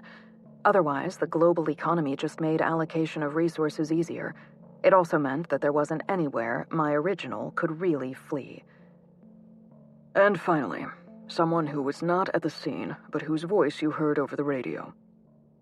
The image changed again to a face I recognized from the news. Plump cheeks under striking dark brows stared back from a white woman wearing a pork pie hat. Jill Preston, Icon's leader, a disaffected former senator who famously checked out a few years back. I remembered that. Jonathan had been really bothered by it because he'd been at a couple of conferences with her, and she was the only person he'd known, even in passing, who had checked out. Yes, I've heard of her. You know, Jonathan had run into her at some government conferences way back. You don't think... Skylar shook his head. We thought that as well. But when we scanned all of Preston's communications from before she checked out, we couldn't find any sign of contact between them. Your husband was a junior engineer back then. A senator would not have paid much mind to someone at his level. The map returned. But we do know that Preston and the others are likely based in the Commons. Sorry, the Common what? The urine yellow outline flashed over the slums. That's the name of the housing development. Preston moves around, but she's in residence there now. We want to raid the place, but there's a lot of red tape involved in doing so. Ironically, the skills they implanted warned me that he was holding something back. The slight dilation of his pupils, the swallow, the way he pursed his lips after he finished speaking. All of them said that there was something else. What aren't you telling me? I'm giving you all the information that I can. Carefully phrased. Skylar snorted. Laws are laws, so let's continue with what I can tell you. It's very likely that original Holly is still in the city. All transportation and major roadways are federal property, and we can monitor those with facial recognition software. We catch most felons very quickly. The fact that original Holly has eluded us indicates that she was well prepared and connected when she ran. And? This entire conversation put me on edge. I think I knew what was coming next. But a PR in pursuit of her original can go in without problems because a warrant has already been issued, allowing you to trespass in order to accomplish your hunt. And if I happen to discover other things... Well... Skylar's face returned to my vision, and he shrugged. Well, if you need to call for backup, I'd be happy to assist. My stomach twisted at the thought. It seemed too convoluted that they would have murdered Jonathan and then framed my original in order to create me so that I could go into this place that Skylar couldn't. And yet, I knew I hadn't killed Jonathan. So I had to prove that, and I still had no real idea of where to find my original. Is there anywhere I can go to research? I mean, besides a library or something? Yeah? Skylar smirked. In the pamphlet... An involuntary laugh escaped me. I'm going to kill you if you say that again. Wouldn't be the first time someone tried. Smiling, he looked down and to the left. You've got a small bank account for expenses. I recommend finding a hotel and using that as your base of operations after your renewal is finished. Thanks. I'll do that. The idea of having a shower and calling room service had a strikingly large amount of appeal. After Skylar signed off, I spent the rest of the time in the renewal booth while my leg was being repaired, looking over the files that I'd found while at our apartment. Nothing looked familiar or jogged a memory or gave me any clue beyond the fact that my original apparently had a relationship with the people who kidnapped me. None of this made sense. I was also exhausted and spinning my wheels. Rolling out of the renewal couch, I was happy to see that my clothes had been repaired and cleaned while I lay there. It would make it easier to get a hotel room if I didn't look like a gunshot victim. Assuming that the clerk could have even seen the bloodstains. The thought that people were wandering around soaked in blood but themed out almost made me start laughing hysterically. I really needed to rest. I had not slept the night before and then had to deal with the second attack this morning. I headed for Europa Hotel and actually walked 2 streets before stopping myself. I was an idiot. I was naturally heading to one that Jonathan and I had spent a getaway weekend at. But of course, my original would know where that was. If the people she was working with weren't determined to kill me, that might have been an okay thing. As it was, I needed to avoid my original until we could meet on my terms. I needed to randomize where I was staying to keep my original from predicting my choice. Reaching into the pocket of my trousers, I pulled out the pair of dice I'd picked up. Shaking the ruby cubes in my cupped fists, I pretended that Jonathan blew on them for luck. Luck be a lady tonight. I crouched on the sidewalk and threw them across the pristine white cement. They bumped and caught and settled. 6. Nodding, I scooped them up and opened a wireframe AR display for hotels. The bare text lacked any theming, but it worked for my purposes. I scrolled through until I got to the 6th hotel, the Depot. It catered to train travel enthusiasts. It wasn't my usual cup of tea. I leaned toward architecture that could host a yoga retreat instead of a cozy mystery. Whatever happened, my original would not expect to find me there. One less chance of ambush, but only one less.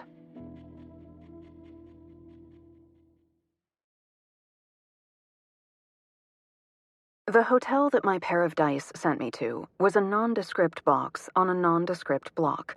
With theming on, the Depot probably had train motifs as a default and maybe vaulted the low ceilings into something grander. As it was, the lobby felt squat and claustrophobically dark. Besides being a random location, it turned out to have 2 things going for it. One was that my room had real windows looking out onto the street. The second was the in-room fabricator. I spent the afternoon curled up by the window with an AR screen and the antique gun on the arm of my chair. It had 2 bullets left in the chamber. I had no idea where to get more. And yes, I tried printing them, but the in-room fabricator politely let me know that they were a prohibited item. In fact, it wouldn't let me print anything that it thought could be lethal. Toy crossbow? Totally okay. Real crossbow? Totally not. I wasn't happy about that. Given that one of the women who attacked me this morning wasn't a checkout, I wanted more options. I hadn't told Skylar that I'd kept the revolver, but I figured he'd know that I had it once he trawled my memories. My stomach turned again at the thought of him going over my memories, and my hand drifted toward the gun. I shuddered and clenched my fist before I could pick up the comforting weight. Those were someone else's instincts. My instinct was problem-solving. In many ways, this wasn't that different from planning a party. It was all about lists and research and planning. As near as I could figure, after hours of consideration, Jonathan's work for the government as a neuroengineer meant he'd had information Icon wanted. What information? I didn't know, but he had an intimate understanding of how the renewal stations worked, and they clearly wanted that technology. But then why kill him, since that would take any knowledge? Wait. Zoba had said that they could pull information out of my dead brain. Then why hit him in the head? I swallowed, remembering the fibers sticking to the base of the statue. Why kill him in a way that would damage the brain? And then, whoever had done that had... what? Framed my original, causing her to run to Icon. For that to be the case, it would also mean that whoever framed her had enough influence to manipulate records, or to buy off the coroner, at a minimum. Was the government involved? Drumming my fingers on the edge of my chair, I stared out the window at the pristine, blank white street. Below me, people went about their day without any awareness of the lies surrounding them. What I wouldn't give to go back to not knowing. The word liar written in blood on a wood floor. I wiped my hand over my face. Block letters. It could have been anyone's handwriting. If I could just figure out who, then I could prove that my original was innocent. And then, if my original was innocent, would the government have any reason to keep me alive? This me, the me sitting in this chair and staring out this window. What was the legal process for dealing with a clone when the original was still alive? It was probably in Skylar's damn pamphlet. And ultimately, it didn't matter. Because regardless of which me we were talking about, I would rather die than let Jonathan's killers go free. I guess that was where my rating of 83% likely to succeed came in. My original had run to Icon, which suggested that she knew something about the murder that made her afraid of the government. Since I was a created thing, specifically designed to kill my original, it was no wonder that she had asked Icon to kidnap me so she could control the encounter. I had the same instinct. I tapped the AR screen and pulled up the clock. 5:15. I'd finished my renewal at about 10:30 this morning, which meant that I could give myself about 12 hours before nanite depletion became a problem. Gnawing my lip, I dragged the list I'd made back to the top of the AR screen. Of all the places that Jonathan and I had an emotional connection to, only one was entirely on private property. The Jolly Racer nightclub. We'd had our first real date there. My original would probably expect me to go, but I wouldn't just walk in unprepared. I could work to control that situation. My original could anticipate that I'd show up, but she didn't have my fancy superpowers. The first two encounters had been on Icon's terms. This would be on mine.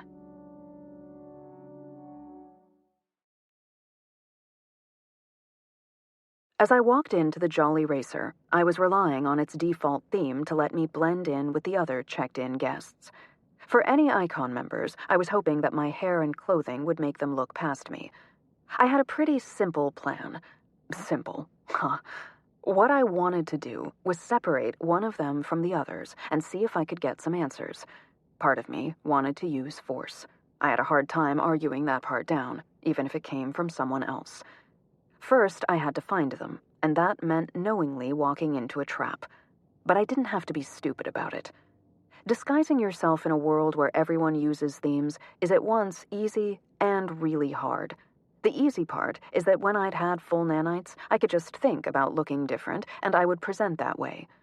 Any checked-in citizen could view me with my preferred presentation, the polite choice, or they could edit their perception of me to fit with however they wanted to view the world. The same way that I could go to the Jolly Racer nightclub and see its default theme with rustic brick and artfully placed graffiti, or override it with my perception choices. I had always liked the Jolly Racer with a touch quieter music and a smidge more light than the default theme. Mostly, I hadn't needed to think about it because the system had learned my preferences over a lifetime of interactions. Which brought us to the hard part. During all the little nanite transactions that make up our world, our computer systems are constantly doing little handshakes and making decisions based on our preferences. It meant that a checked-in citizen software would identify you correctly every time, no matter what theme or skin you were presenting with. But when I was trying to disguise myself to people who were checked out, they didn't have nanites to identify me. This meant that I could use physical disguises. I discovered that while I couldn't print weapons, I could print wigs. My head now sported a bob the same purple as Zoba Moss's streak. My small government-issued bank account also helped me to fabricate bulletproof clothing, which would do squat for energy weapons, but would keep any projectiles out of my flesh. As importantly, it was bulky, which changed the shape of my body and hid the weapons I carried. All of that effort, and then once I was in, I nearly blew my own cover, because the oddness stopped me for a heartbeat before I remembered to keep walking. I'd known that the walls would probably be white. I hadn't expected the music to be missing as well. People in generic white clothes gyrated on the dance floor, shouting at each other over music that I couldn't hear. Swallowing, I brushed against the first person I could. The lights dimmed. Bare brick with graffiti blossomed around us. From the giant speaker rack at the stage, the swirling funk of Plush Cenobite's latest single filled the air. Blue and red lights pulsed in time with the bass line. I sank into the beat and used the act of dancing to work my way across the floor, looking for anyone who was out of place. Brushing against a lanky woman shifted the scene. Plush Cenobite still blared, but with the vocals a little brighter. The walls shifted to posters instead of graffiti, and the lights didn't pulse, but a mirror ball spun overhead. I spun and gyrated, using the motion to scope the room and keep my face constantly obscured by my flying purple hair. There. The movement caught my eye first. A man dancing off the beat. I say dancing. He was swaying from one foot to the other near an exit, and his arm was in a sling. I dipped under the arm of a portly beauty with a mole on his right cheek, and the room morphed again to be midnight blue with starlight dappling the ceiling. Plush Cenobite became a jazz band on the stage, but the beat stayed constant. I blew the beauty a kiss and used that movement to study the offbeat man. The sling would have been a dead giveaway that he was a checkout, even if I hadn't recognized him. It was Carl Newton, former lab tech with a nasal voice and a desire to see me dead. Swell. Spinning, I followed his eyeline and spotted Zoba Moss hanging out on the stairs to the second level. They weren't pretending to dance, but nursed a drink while talking with a woman I didn't know. I stared as long as I could so that Skylar would be able to ID her, but had to keep moving. I backed up, dancing, against another man, and the default theme returned with all the pulsing lights I remembered. 2 people here that I knew. The woman on the stairs might be with Icon, or might be cover. I didn't see anyone else out of place, but there were also members of their team that weren't here. Andy Blackwell, the woman whose trachea I crushed, and Frederic Gorski, the sniper, weren't there. No, wait, I was smarter than that. I didn't see them, but I had to assume that they were around somewhere. Carl, with his sling, seemed like the weak link, but too obviously so.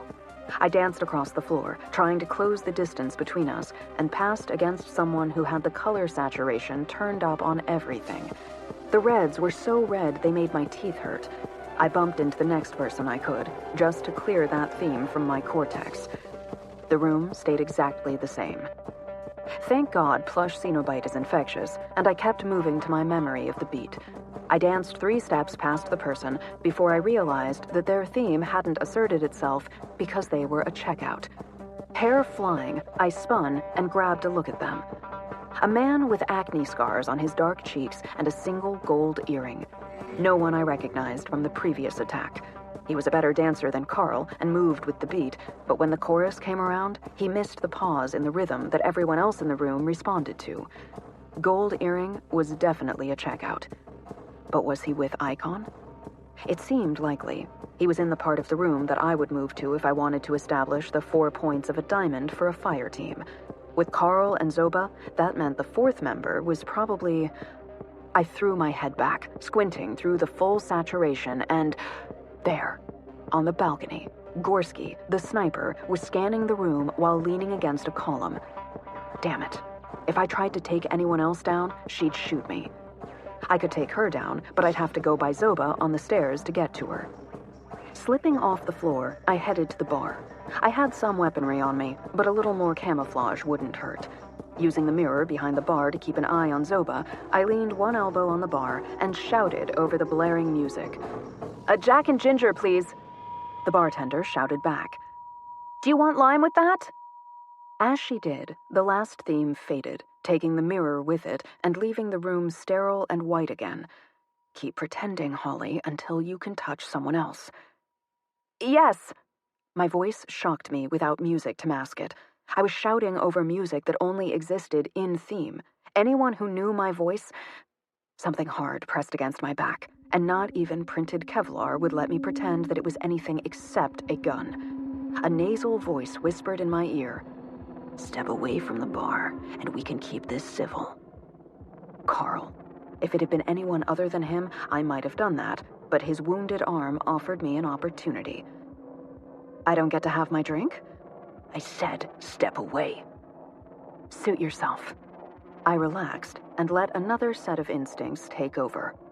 My body shrugged, masking a shift of my weight. It was easy to bring my elbow up and into his jaw, spinning past him so that when the gun went off, I wasn't there. But I retained his arm. He fired into the crowd, energy pulses evaporating like smoke. I swept a leg under him, knocking him down, and wrested the gun away. He tried to roll away. I shot him. That energy pulse didn't evaporate, and he slumped, paralyzed. I dove away, rolling to check Gorski.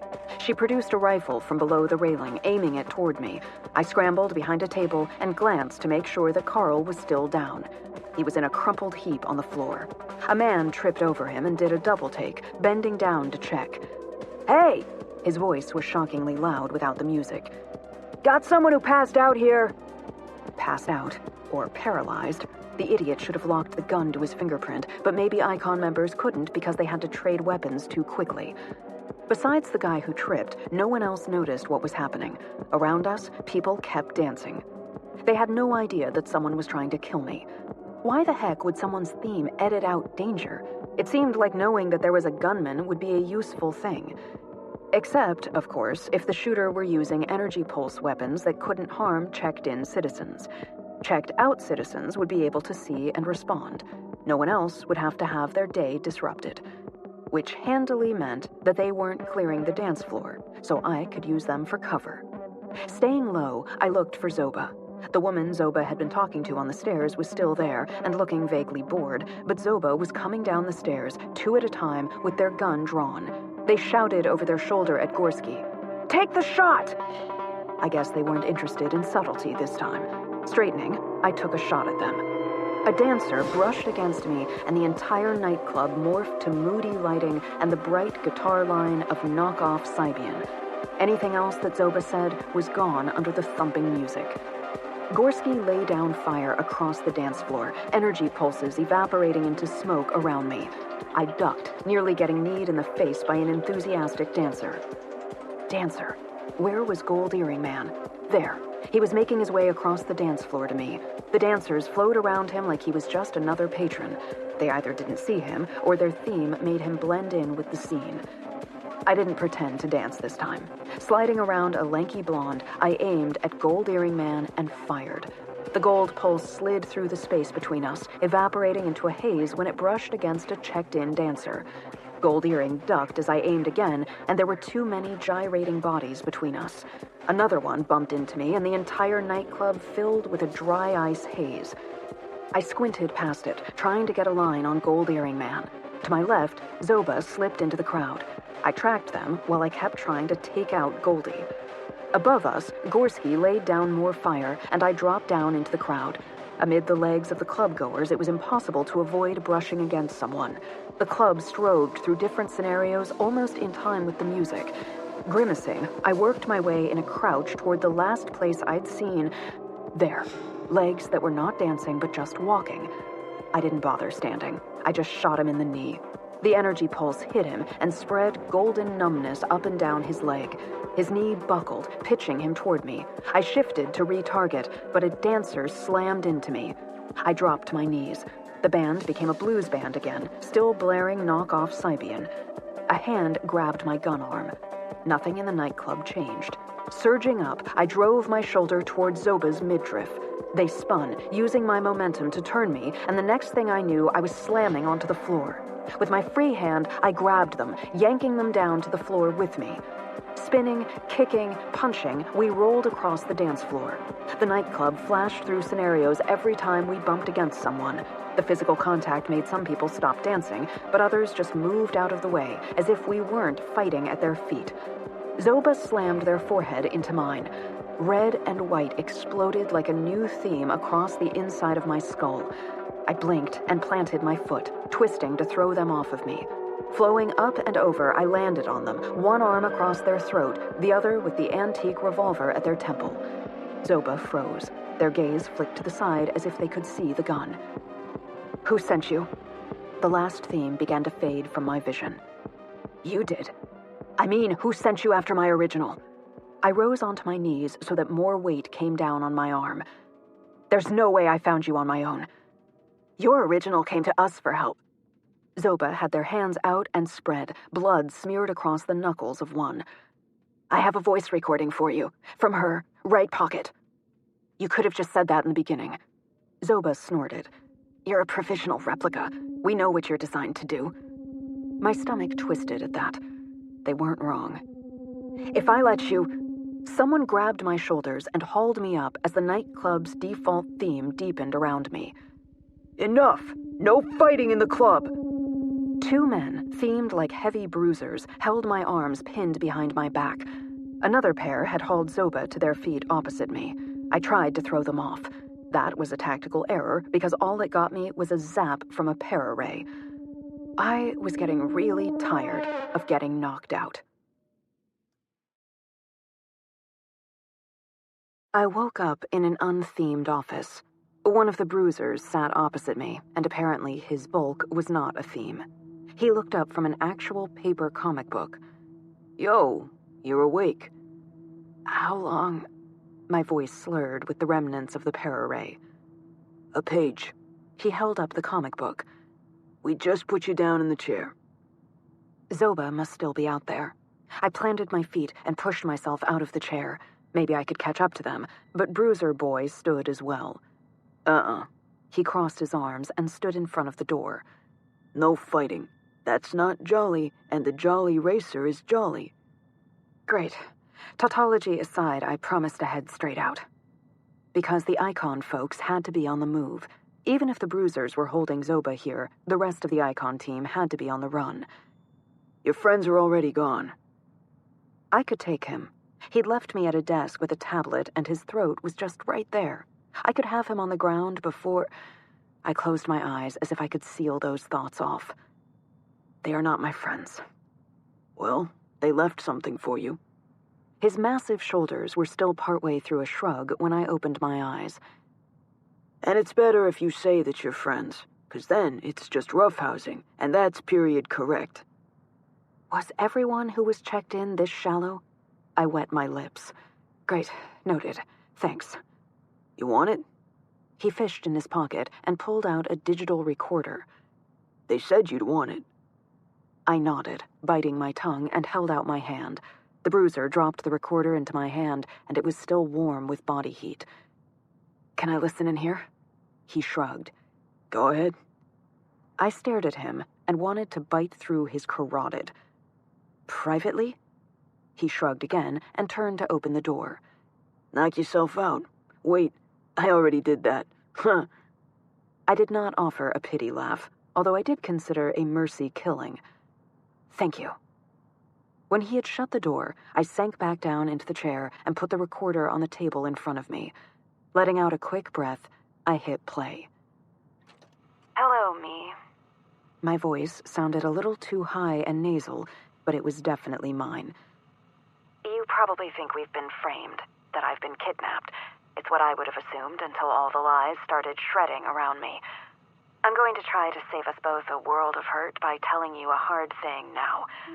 I was not framed. I killed him.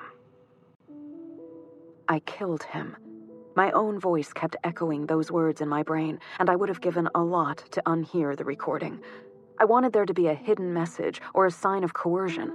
I shoved the recorder into my pocket and left the nightclub. My goddamned pre-programmed instincts made me go up to the roof, just in case the Icon team had left a lookout. Honestly, I was hoping they had. I wanted to punch someone. I couldn't even tell where that urge came from. I thought I wasn't a violent person. I killed him. Have I just never been pushed before?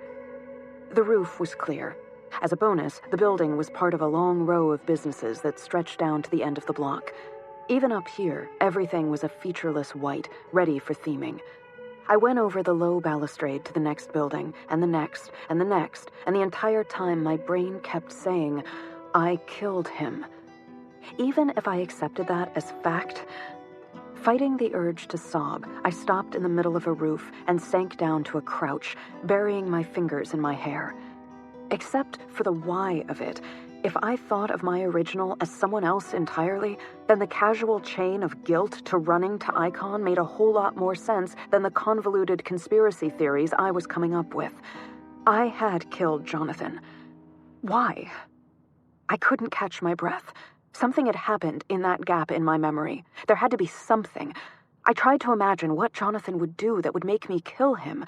My chest hurt. Snot filled my nose, and I gagged on my own sobs. What had happened? What had gone so wrong in my brain that I had killed him and, oh God, carved him? Because whatever had happened, I could not imagine Jonathan doing something worth murder. And mutilation? I shuddered. Sure, it probably wasn't premeditated, but even there, we'd had maybe 2 fights. I couldn't imagine us coming to blows at all. Had he cheated on me? That would disappoint me that he hadn't trusted me enough to be open. I would feel betrayed, yes. But violence? Even if it were in his nature to cheat on me, I couldn't imagine myself striking him. Which left me with 2 basic choices. Either the recording was part of a giant conspiracy to make me think that I had killed my husband, and the Icon agents were in fact actors hired by the government to cement this so that they could track my original down for reasons, or the recording was real and something unimaginable had happened. Hell, maybe I'd hit my head in that gap and a traumatic brain injury had gone uncorrected. Maybe I had a concussion and had lost impulse control. It had happened to my Aunt Sydney. Although, all she did was buy an ungodly amount of yogurt and go swimming naked in it. I didn't quite laugh at the memory, but I did sniffle and wipe my nose on my sleeve. The only way I was going to get answers was to talk to my original. If she really had killed Jonathan... My fists tightened and rage filled me to the point of sweating. I couldn't imagine my former self being capable of violence, but this version of me definitely was. If she had really killed Jonathan, then I would do what I was made for. I would hunt her down and kill her. Wait. The recording could be designed to make me lose control. This could very well be a trap. So fine, hunt her down, carefully. And then, before I killed her, I would make her tell me what had happened. To my face. In person. Because the government might have created me, but I was my own goddamned person. Day 2. Night. I wound up in a bar, because getting drunk seemed like a reasonable response to the day. The happy accident caught my eye because they had an actual neon open sign hanging in the window. The interior was easily themable neutral white, except for a substantial physical collection of landscape paintings on the walls.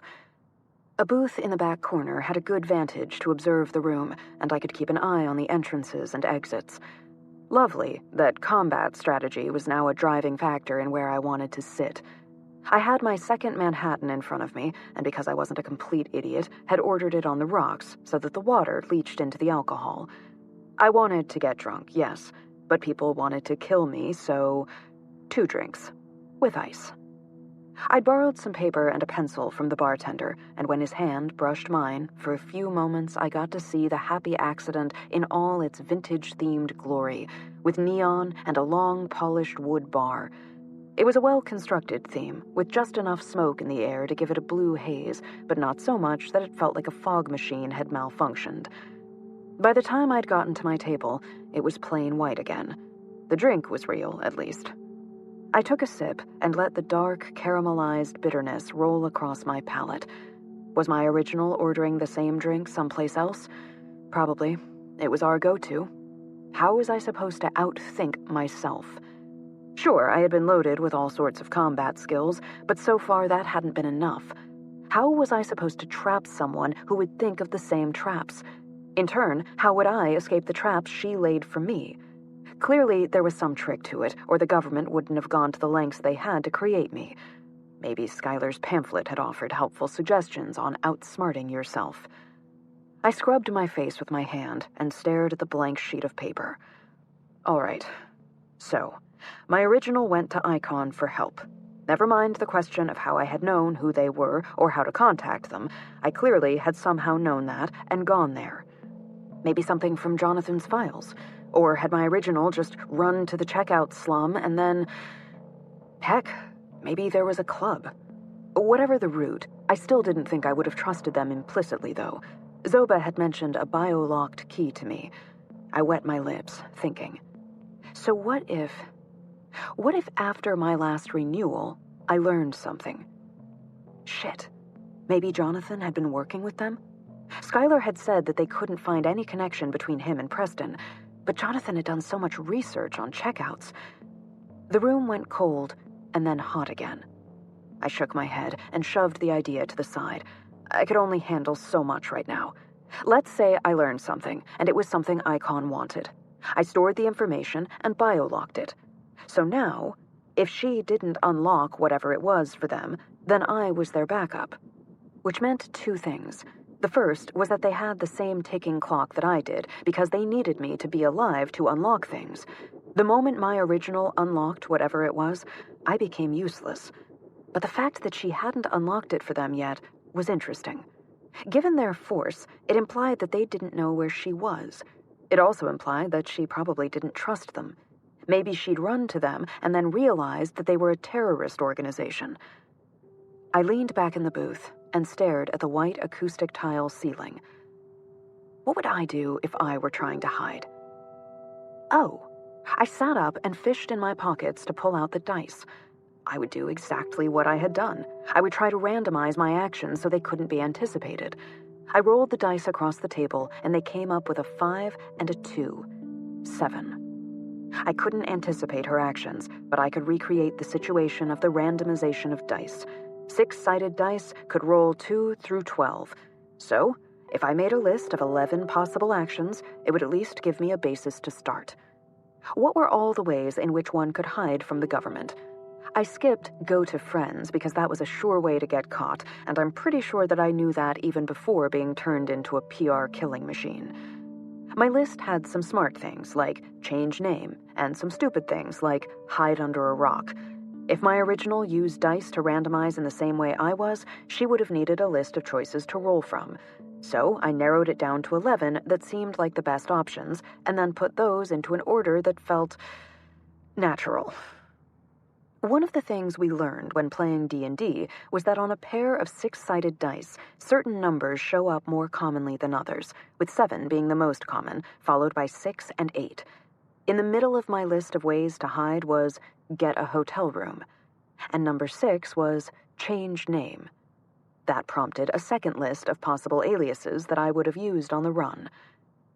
3 hours until nanite depletion. The countdown timer glowed in the lower left corner of my vision. I rolled my eyes, and it stayed with me. Well, crap. I downed the rest of my Manhattan.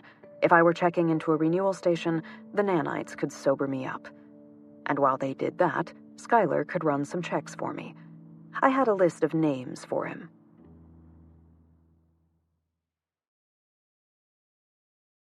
I sank onto the white couch of the renewal station and watched the counter blink out. The muscles in my back relaxed as the nanites got to work repairing damage. Without my consent, the system placed a call again. I sighed, waiting for Skylar as my head started to clear. At least this time I knew to expect to see him. The connecting tone took longer than usual, as in I had enough time to start to worry that he wasn't going to answer. The muscles in the back of my neck tightened, and I opened my eyes, scoping the renewal booth automatically. I'd cleared it and the surrounding area before I came in, but conditions could change. Skylar appeared, yawning. Sorry, think we can shift your renewal time back to business hours? Who installed the timer? He grimaced. It's a pain in the ass, I'll grant that. Pointing a finger at me like a gun, he said, This isn't in the pamphlet, but it's a useful hack. The system counts down 24 hours from your last renewal, so if you do 2 in a day, you can shift the next time. Ah. And that's why this one was in the wee hours of the morning, because of the attack at my apartment. And since I went in 3 hours earlier than actual depletion, it had already shifted everything back. You'd think they would set it at 28 hours or something. Scientists. He shrugged and yawned again. Do you need me, or are you just doing a renewal? Actually, if I give you a list of names, can you check hotel registries? He sat up and focused a little. You have something? And yes, I can do that. Thanks. And I maybe had an idea. Maybe. Give me the list. I opened my eyes and held the piece of paper in front of them. Hope you don't mind going old school. Ooh, paper. Always a good sign. Statistically? Statistically speaking, PRs who shift to working things out on paper have a higher success rate by about 15%. He sighed and compressed his lips with an expression that almost looked sad. It usually means that they've stopped trying to prove their original's innocence. I'm sorry. I shut my eyes, but he was still there. Skylar looked away from the display and fiddled with something off-screen, which was as much privacy as he could give me. Privacy. All the privacy laws in the world couldn't change the fact that he was right. I had stopped trying to prove that I was innocent, and just wanted to understand now. And, of course, where I fit into privacy laws meant that he would get to watch my moment of revelation in all its snot-filled glory. I dragged my eyes open again. So these names. Got it. I'll get to work on these. I lowered the page. I was worried that privacy laws would stop you or something. Nah, this is just legwork. We call the hotels, ask for these people. The clerk at the front desk either says they are registered or they aren't. He grinned, knife blade nose curving down. This is what interns are for. I gaped at him for a minute as the hair on the back of my neck stood up with an unsettling realization. So, anyone can do this? I may need you to pick a different hotel and give me an assumed name. And if you tell me that this is recommended practice in the fucking pamphlet, it's not. Skylar tugged at his ear and looked down and to the left as if he was working on something. Most PRs don't wind up being hunted back, but then most aren't connected to global terrorist organizations. Why is she? That's what I don't understand. I'm not trying to be difficult or prove my innocence. It would just help. Skylar spread his hands. You're the only one who can tell us that. Are you sure Jonathan wasn't connected to Icon, or anything about his work? Based on his research, it seems likely, but how or why, I don't know. And the only one who does is your original. Skylar sighed again and looked off to the side. Okay, I booked you at the Heathman. Warning, it's a historic landmark hotel, so the amenities are very vintage, shall we say. On the couch, I shrugged and pulled up a map to see where it was. In Old Town. Nothing closer? Yeah, but this one is a historic landmark, so it's public property. The lobby and the corridors. I still can't watch the rooms, but at least I can make sure you sleep safely. Skylar. That's almost sweet. And creepy. My M.O. He grinned. Besides, I can't have valuable government property damaged. Jerk. Also my M.O. You're registered as Lena Harlow. Nice name. My great-grandma. He stifled another yawn. Anything else I can do? I shook my head. Thank you. When he signed off, I still had time to wait for the nanites to do their work, so I pulled up another one of Jonathan's speeches to the Organisation Technologique Internationale.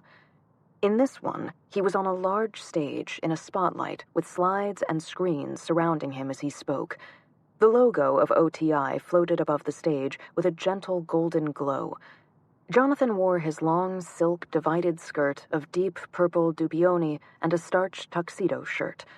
My husband had dusted his cheeks with gold and styled his hair to be an artful tangle over his broad tan forehead.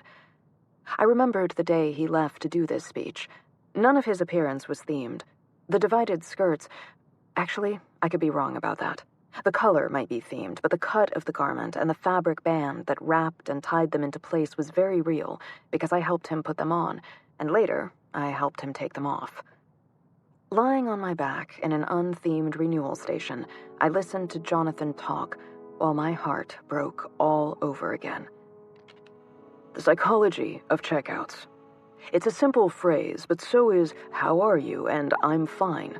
These can be social noises or areas of deep concern. Likewise, when I introduce a talk as "the psychology of checkouts," I might be introducing a matter of scientific curiosity or an area of deep concern. He gestured, and one of the slides changed to a bar graph labeled Nanite Deployment, with the bars trending higher each year. I am here to suggest to you that it is an area of deep concern. When nanites and 3D printing were introduced, pundits predicted that they would destroy society. Spoilers, they didn't. He paused while the audience laughed, and then he changed the screen to another bar graph that read Suicides, and the laughter cut off. Now, correlation is not causation, and we know that, but the structure of our society has shifted. Destroyed? No. But it has definitely been upended and shaken about. Where we were once driven by careers or the pressing need to feed and shelter ourselves, now we have no needs. And for some people, we have no purpose. We have no reason to exist. Our lives are without meaning. He swiped the air again, and a new graph showed checkouts, also trending upward. I propose that if we do not understand the psychology of checkouts, we fundamentally cannot understand the nature of our own society. It is easy to dismiss them as living outside polite society, but that is a comforting fiction. They are part of our society. Tonight, through a series of first-hand accounts, I'm going to talk about the psychology and the society of checkouts. He swiped the air again, and beneath the title Jane Doe, an old white woman's face appeared above the stage behind him. My heart stopped, and I froze the replay as her image drew breath to speak. Fine wrinkles puckered her lips and drew paths from the corner of her eyes. A large liver spot rested on one temple. She had silver hair braided into a crown around her head. I'd met her. She lived in the checkout slums that Skylar wanted me to raid. How the hell had Jonathan met her? I started the replay again, and her breath resumed, continuing into speech. Checking out was a slow process, for me at any rate. I'm old enough that my parents were born before the nanites, and they had jobs. My mother, she became unmoored. She wasn't a person who took well to leisure, and at a certain point she just walked away. She moved to North Korea, which was slow to join the global compact, and spent her days working as a house cleaner, the sort of menial labor that robots were supposed to have done away with. Her smile was wistful. She was happier than she had ever been with us, but I didn't get it. I tried to stave off a similar ennui by becoming more involved in the community, but ultimately, it wasn't just a lack of purpose. It was a lack of risk. We're built to survive danger and uncertainty. Without those, we don't flourish. I stopped drawing the universal basic income. I spent my days smoking and working in a community garden. Small risks. Possibly I'll develop cancer. I think about that every time I light up. The community garden is soothing, but also if I don't grow enough, I don't eat. The effort to have enough gives me a sense of purpose, but more so because there is a risk. How was going hungry healthy? And how had Jonathan known her to record that interview? The fact that she lived in the slums that Skylar wanted me to raid and had known Jonathan suggested a connection. Or maybe I just wanted there to be something else going on, some lead. I needed to talk to her. The urge was really strong to get out of the renewal chamber and go straight to the commons, but I would be in unfamiliar territory, and according to Skylar, enemy territory. I wanted to talk to Jane Doe, but I also needed to be smart. As much as I wanted to know about the connection between her and Jonathan, my actual mandate was to find my original. Looking for Jane Doe and Icon was a side quest that might drag me farther away from my goal. The smart thing was to let Skylar do his search through the various hotels, looking for my original's potential aliases, and wait until I had a solid plan of finding her rather than going to the checkout slums. So instead, I went to the hotel that Skylar had booked for me and got something that resembled a night of sleep. The hotel itself fell into a strange, uncanny valley for me, because it looked like the 1927 landmark that it was, but pretty much nothing was theme-ready except the bed linens. Everything else, from the carpet to the chandeliers, was vintage and real. It was weird. On the one hand, it felt comfortable to have wallpaper instead of blank white walls. On the other hand, part of my brain kept noticing small details, like the spotlessly shined brass doorknobs, and insisting that it looked wrong. I think it was just because of how squeaky clean everything was. Robots crept silently through the halls, cleaning, polishing, and mending as they went. Everything gleamed. A place like this should have had a sepia theme, though, to emphasize its age. But the beds were comfy, and I was exhausted. So, aside from one nightmare, I slept well. Ish. Over a room service breakfast, I looked at my ways that my original might have tried to hide. If she was rolling dice, there was no telling which she would have tried first. I kept waffling over which one to do. Start at the top and work my way down, go to the end, or... Heck, I could stare at the list all day and not come up with anything concrete, so I did what my original had done. I rolled the dice. Number 5. Camping. I sighed, feeling like Skylar as I did so. Camping. While Jonathan loved camping, I was indifferent at best to it. I didn't hate it, but I'd rather stay in a nice yurt than in a bedroll on the ground. In many ways, this maybe made it a prime candidate, because I didn't hate it enough for it to stand out, or like it enough to be able to rule it out as a favorite and therefore obvious. Also, there was a global forest reserve just off the Sunset Highway. Washington Park, with over 100 miles of trails carved out from the urban sprawl. It had easy access for someone who needed to stay off-grid, but not a lot of people went there, so it seemed like it would be easy to avoid being spotted. Once you got away from the light rail station, it wasn't video monitored. In other words, a good potential. It's the sort of thing that I would look for if I were trying to hide. Skylar had said that my original was probably still in the city, and recent events seemed to confirm that. Right. Time to print a different wig, maybe a fake nose, and see if I could find myself in the woods. As soon as I arrived, I knew that my original was not there. When I first got out of the maglev train at the transit station, I thought that maybe there was a festival happening or something. The forest was packed with people. And I say forest as if that's what it was. Sure, there were trees, many of them were even real, but without theming, I could see it for what it must have always been.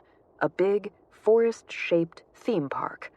I followed the flow of passengers along a boardwalk bordered by artificial turf. Manicured trees lined the boardwalk, and the space between them had been mowed to stubble, without any pesky underbrush to get tangled in. I tilted my head, looking for the waterfall that used to be visible through the trees, and bumped into a camper who had stopped on the boardwalk. Sorry. His theme washed over me. Almost everyone else vanished. It was as if a bomb had gone off and wiped 95% of the population away. The trees spread their branches over us, and birdsong filtered through the leaves. Somewhere in the distance, I could hear the waterfall where Jonathan and I had... We'd thought we were alone in a sacred space. It's fine.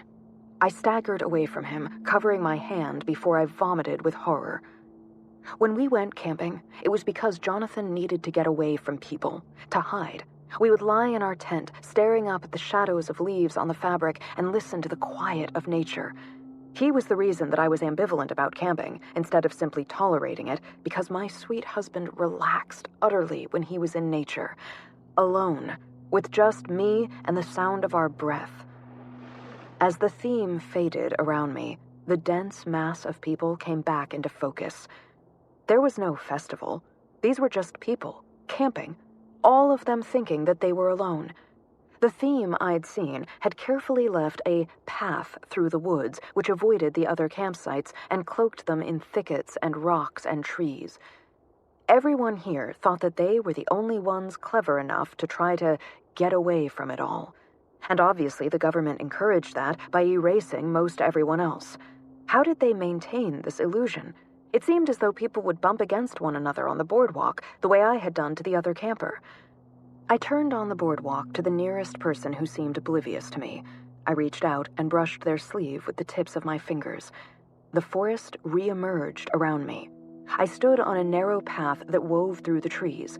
Only the person I'd brushed walked on it. Everyone else had vanished among trees or shrubs. Somewhere, a program was working to keep people walking only on the path it wanted them on, only showing them the few other people on the path. As the forest faded away, I saw tents emerge from the dense underbrush designed to keep people from walking into them.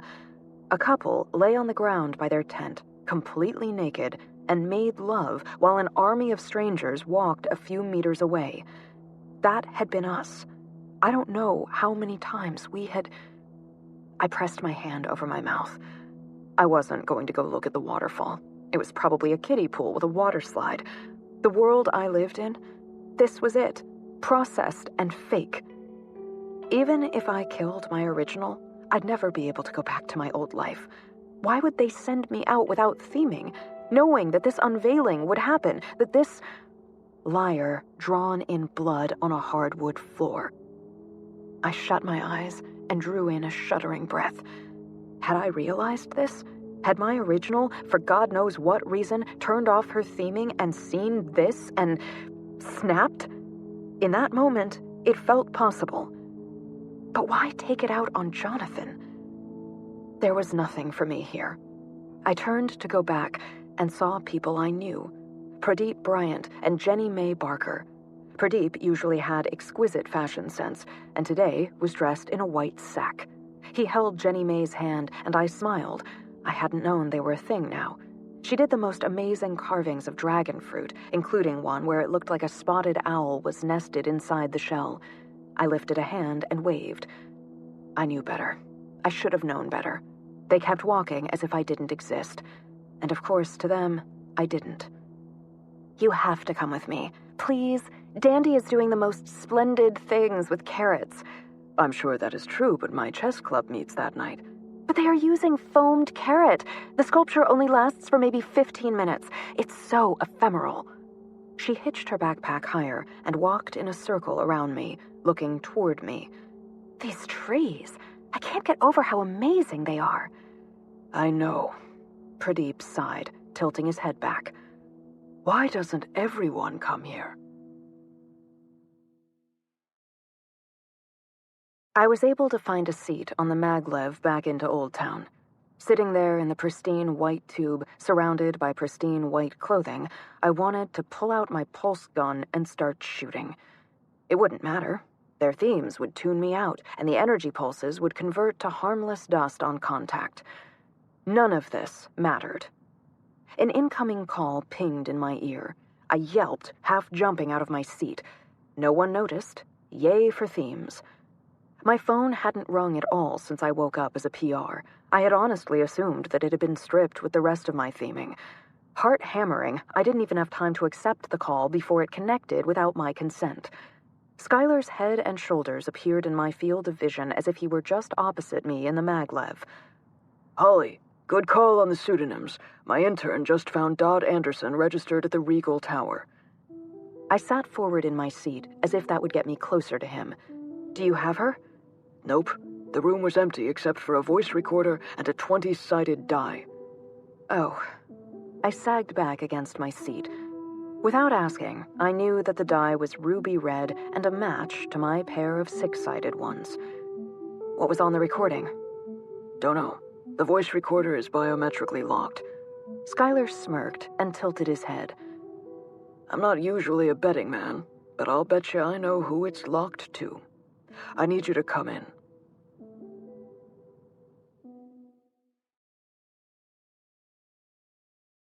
Surprising no one, the government building where Skylar worked was plain and white. The architecture, on the other hand, was not the drab utilitarian box I expected it to be. It was a simple, minimalist design, but the ceilings were tall, and it had real windows across the entire front lobby. Skylar met me in the lobby in a shockingly gray suit. I stopped. He'd worn a similar suit when we met, and in every call, but I'd thought it was a theme. "Your suit is real." What? He looked down and smoothed his tie, which was a deep aubergine with a subtle geometric pattern to the weave. Oh, yeah. Theme off gets a little wearing sometimes. I gawked. Why don't you have a theme active? He gestured me toward a door and swiped his hand in front of a panel to unlock it. Pretty much a job requirement. You never know what a default theme is masking, and a lot of the folks we go after use that to hide. He led me down a hall, and we passed other government employees dressed the way you would expect government employees to dress. Simple gray or black suits, ties, sleek business-like hairstyles. Like the hotel, it was a weird, uncanny valley. All of these people were really wearing those outfits. But in theme, they would have been a little crisper, with the whites a little brighter and the blacks a little darker. A haze of cigarette smoke would have hung in the air, even if no one smoked, and somewhere a giant fan would have been spinning lazily. We rounded the corner, and at the end of the hall, filling the entire wall, an actual giant fan was spinning lazily like in a noir film. I stopped. Come on. Really? Skylar glanced at it, and then back at me, with absolutely no expression. What? The giant... What does it even do? It circulates the air. He had to be pulling my leg, but his deadpan was flawless. Skylar walked toward the fan, and I swear to God I thought he was going to walk through it, but he stopped in front of a door midway down the hall. In here. This was an interrogation room. One wall was a large mirror. A single metal table stood in the exact center of the room, with plain metal chairs on either side of it. Directly over the table, a shaft of light bathed the table with harsh white light. Skylar sat down in the chair with his back to the mirror.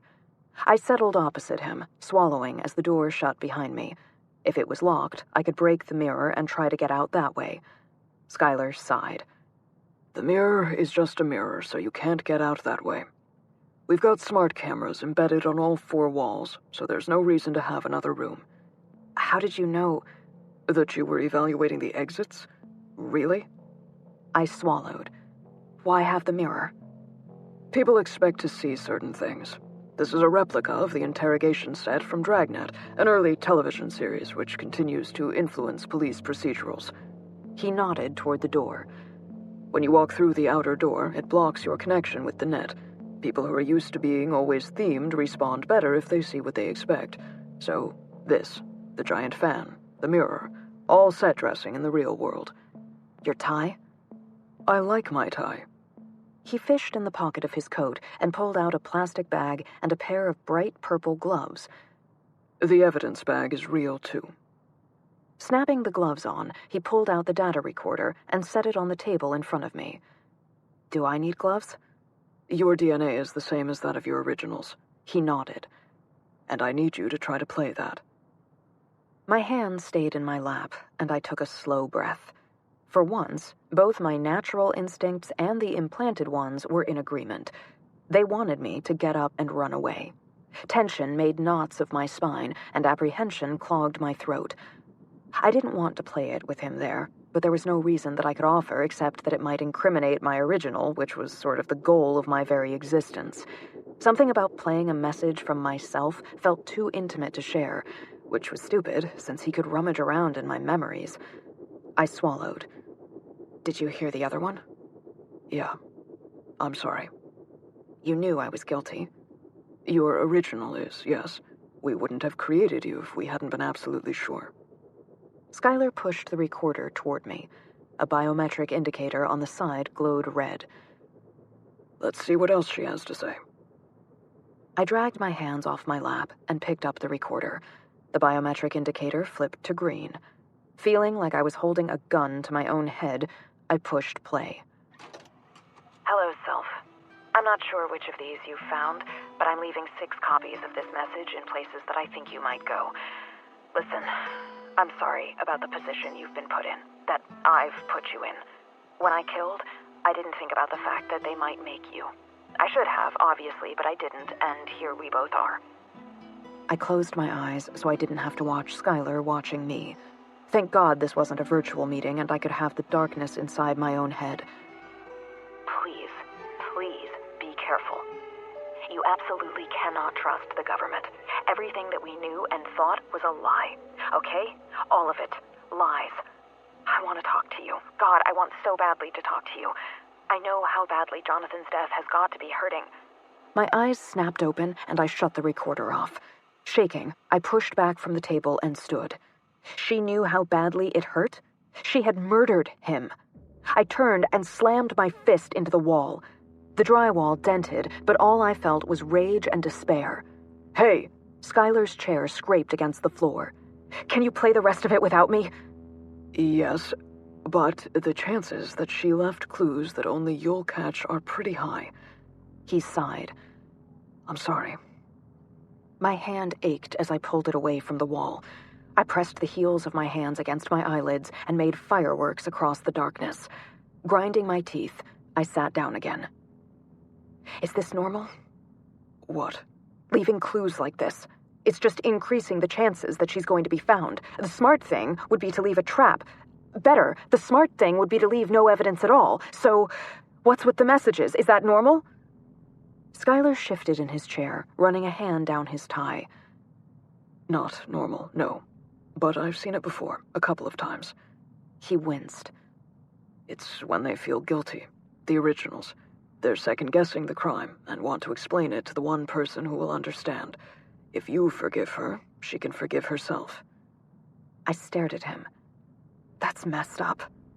Yep. It's one of the reasons that PRs can be so useful to us. Skylar drummed his fingers on the table. Look, you know I'm a PR, right? No, actually. He took a very deep breath and loosened his tie. Okay, I thought you figured it out when you watched that footage. That was my original. I'd been impressed when I'd thought he was just confronting a standard-issue terrorist. Knowing that it had been the moment when he confronted his original was, well, it reshaped everything that I was trying to do. Holy. Pretty much. He scratched the back of his neck. So, I get it. A lot. What you're going through. Actually, a lot of us here in the department are PRs. You know the deciding factor in making a PR. The government picks good people who had a break, made the wrong choice. People who feel guilty about it and would undo it if they could. Turns out, after it's all said and done, we tend to make good cops. That's really screwed up. How can they trust you? What was I going to do? Skylar spread his hands. Go back to my old life? Go rogue and start killing people all over again? That's who I was, but it's not who I wanted to be. I don't think it's who my original wanted to be either, but he made choices. I have an opportunity to make different choices. Every day I make a choice. He chose to tear things down. I try to build things up. Did you read that on a motivational poster? But my wisecrack was just there to cover how close to home that sentiment came. I used to be someone who built things. I built communities and relationships and art. My original wasn't that person anymore. Neither was I, but that's who I wanted to be. Would you believe me if I said it was in the pamphlet? No. He grinned, and it was a surprisingly nice grin. You'll have to read it to prove me wrong.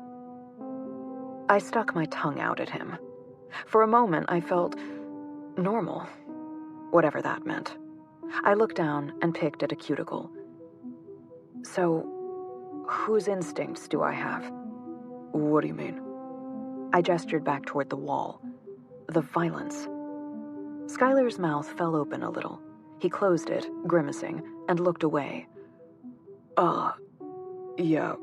We don't touch your personality when we edit you. I laughed.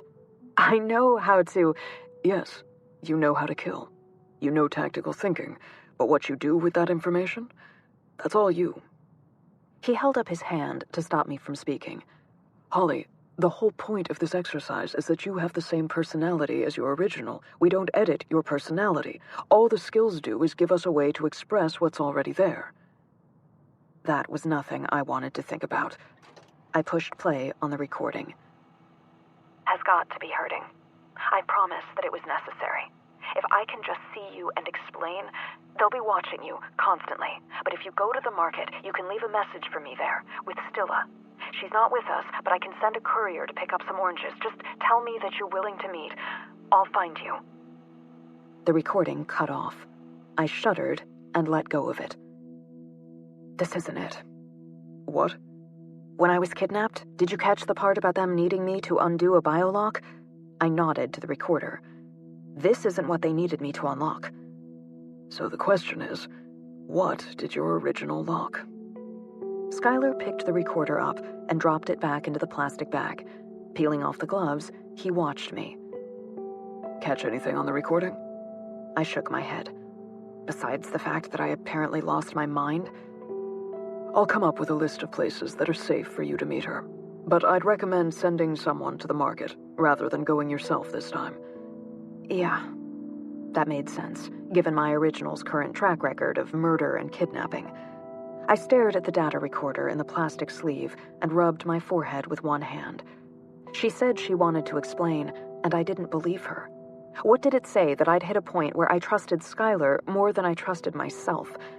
From the moment I'd woken up, he'd been a pain in the ass, but honest. At least as far as I could tell. Whereas my original had teamed up with people who wanted me dead. Whichever way it goes, this has got to be a trap. Very likely. I sighed and tilted my head back to stare at the ceiling. If she locked something and Icon was still cooperating with her, then it seemed likely that they must have control of it, but that she wouldn't unlock it. All right, let's talk about getting me into Icon. The streetlight shadows stretched across the streets outside of the Commons.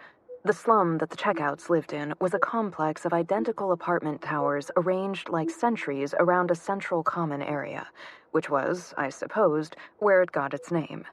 Pedestrian paths cut between the buildings, lined with planters.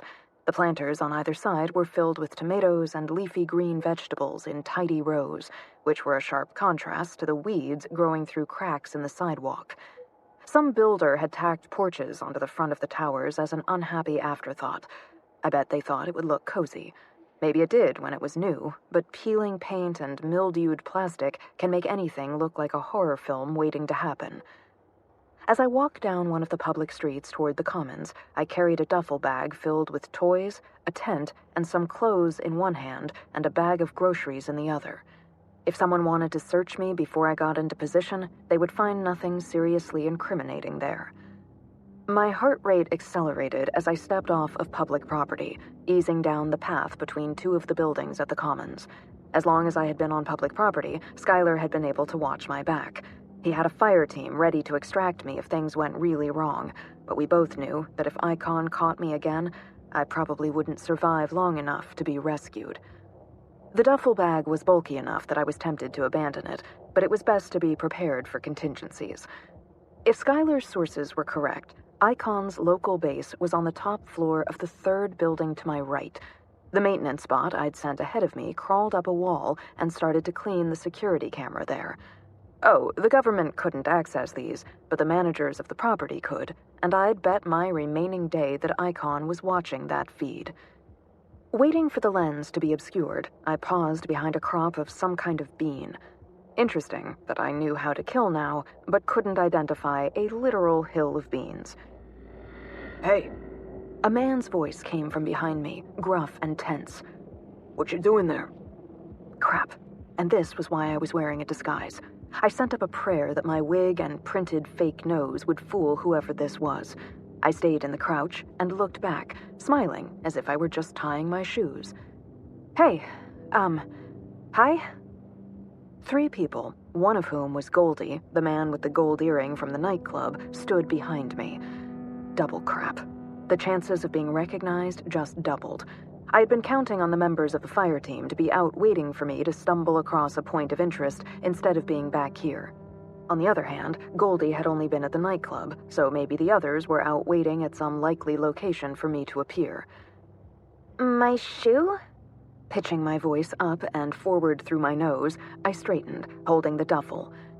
Do you know where the office is? Why?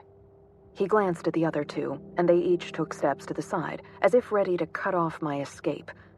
Skylar had said that they hadn't altered my personality, that it just expressed itself with the new tools that it had. I wasn't a cold-blooded murderer, no matter what my original had done. I was sure about that.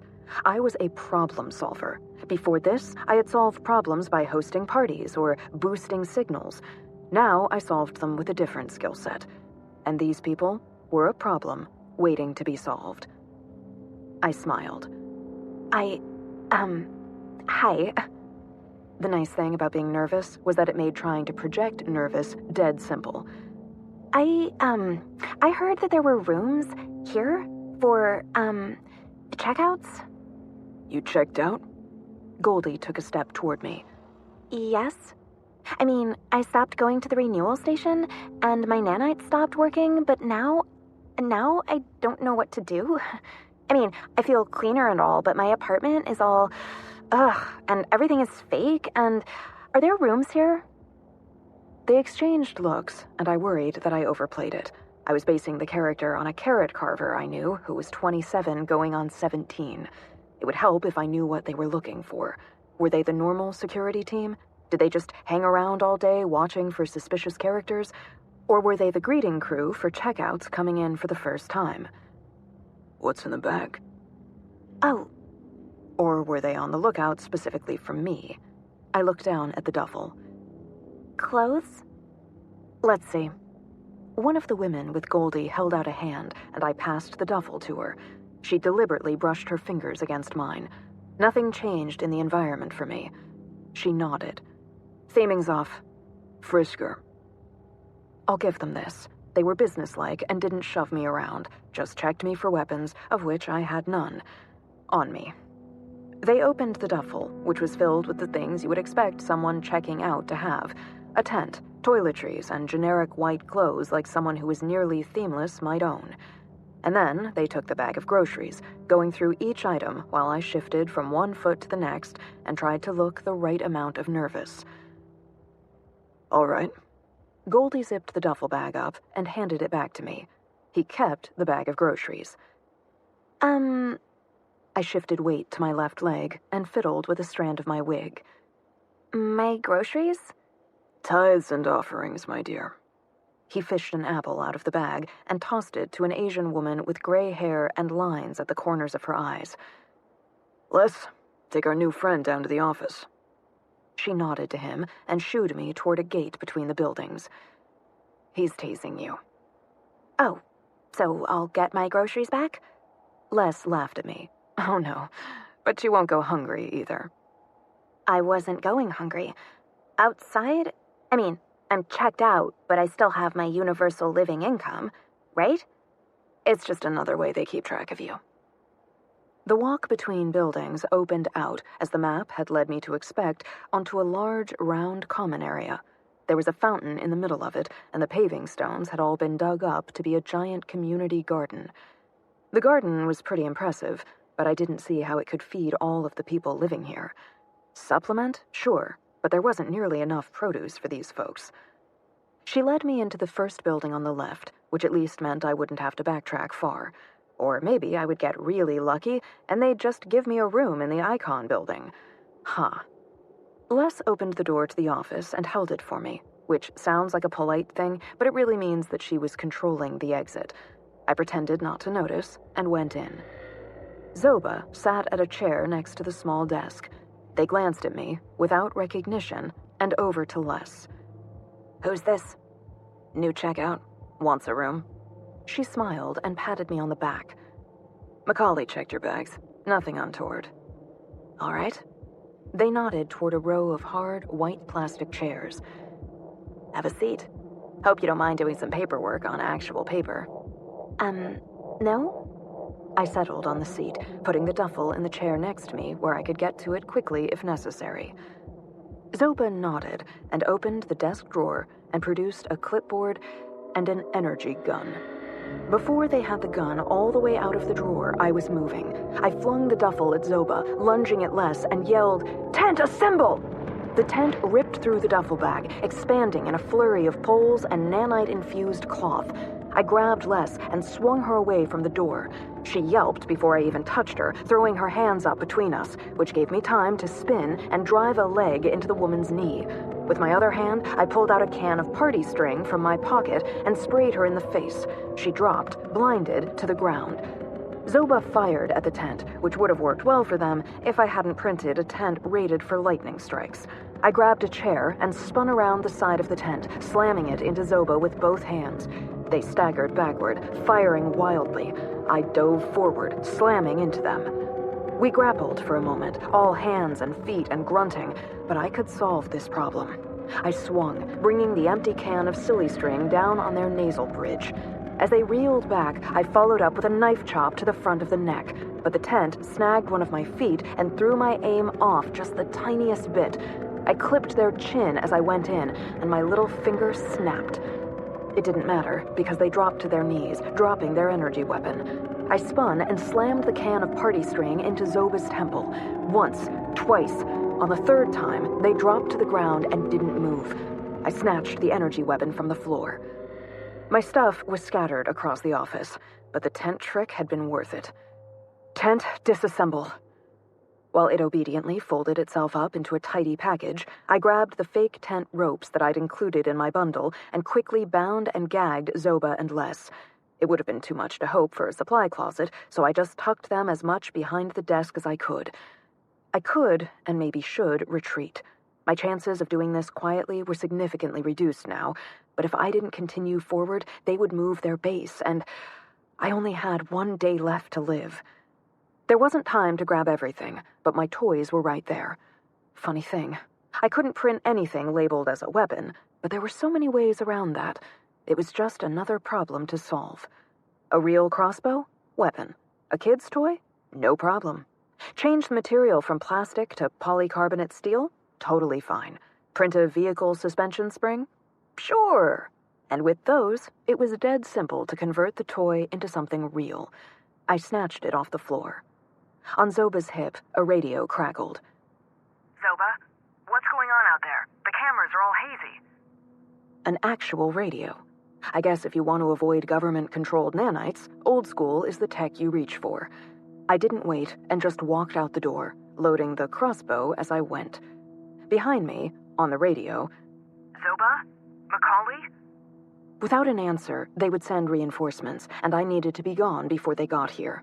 I held the crossbow down at my side, trusting the shadows to let it vanish from unmodified human sight, and headed back to the central courtyard. Goldie, a.k.a. Macaulay, stood at the front door of the building that Jill Preston, head of Icon, was supposed to be operating out of. That answered the question of what he was doing here, clearly doing heightened sentry duty for Preston. That was fine. I had never planned on taking the front door. Walking up 10 flights of constricted stairwells without an easy escape route to face a person who had to know I was coming? No, thank you. I went to the side of the building, aimed the crossbow, and fired it upward. I'd modified the grappling hook quarrel from a couple of different non-weapon pieces of climbing gear.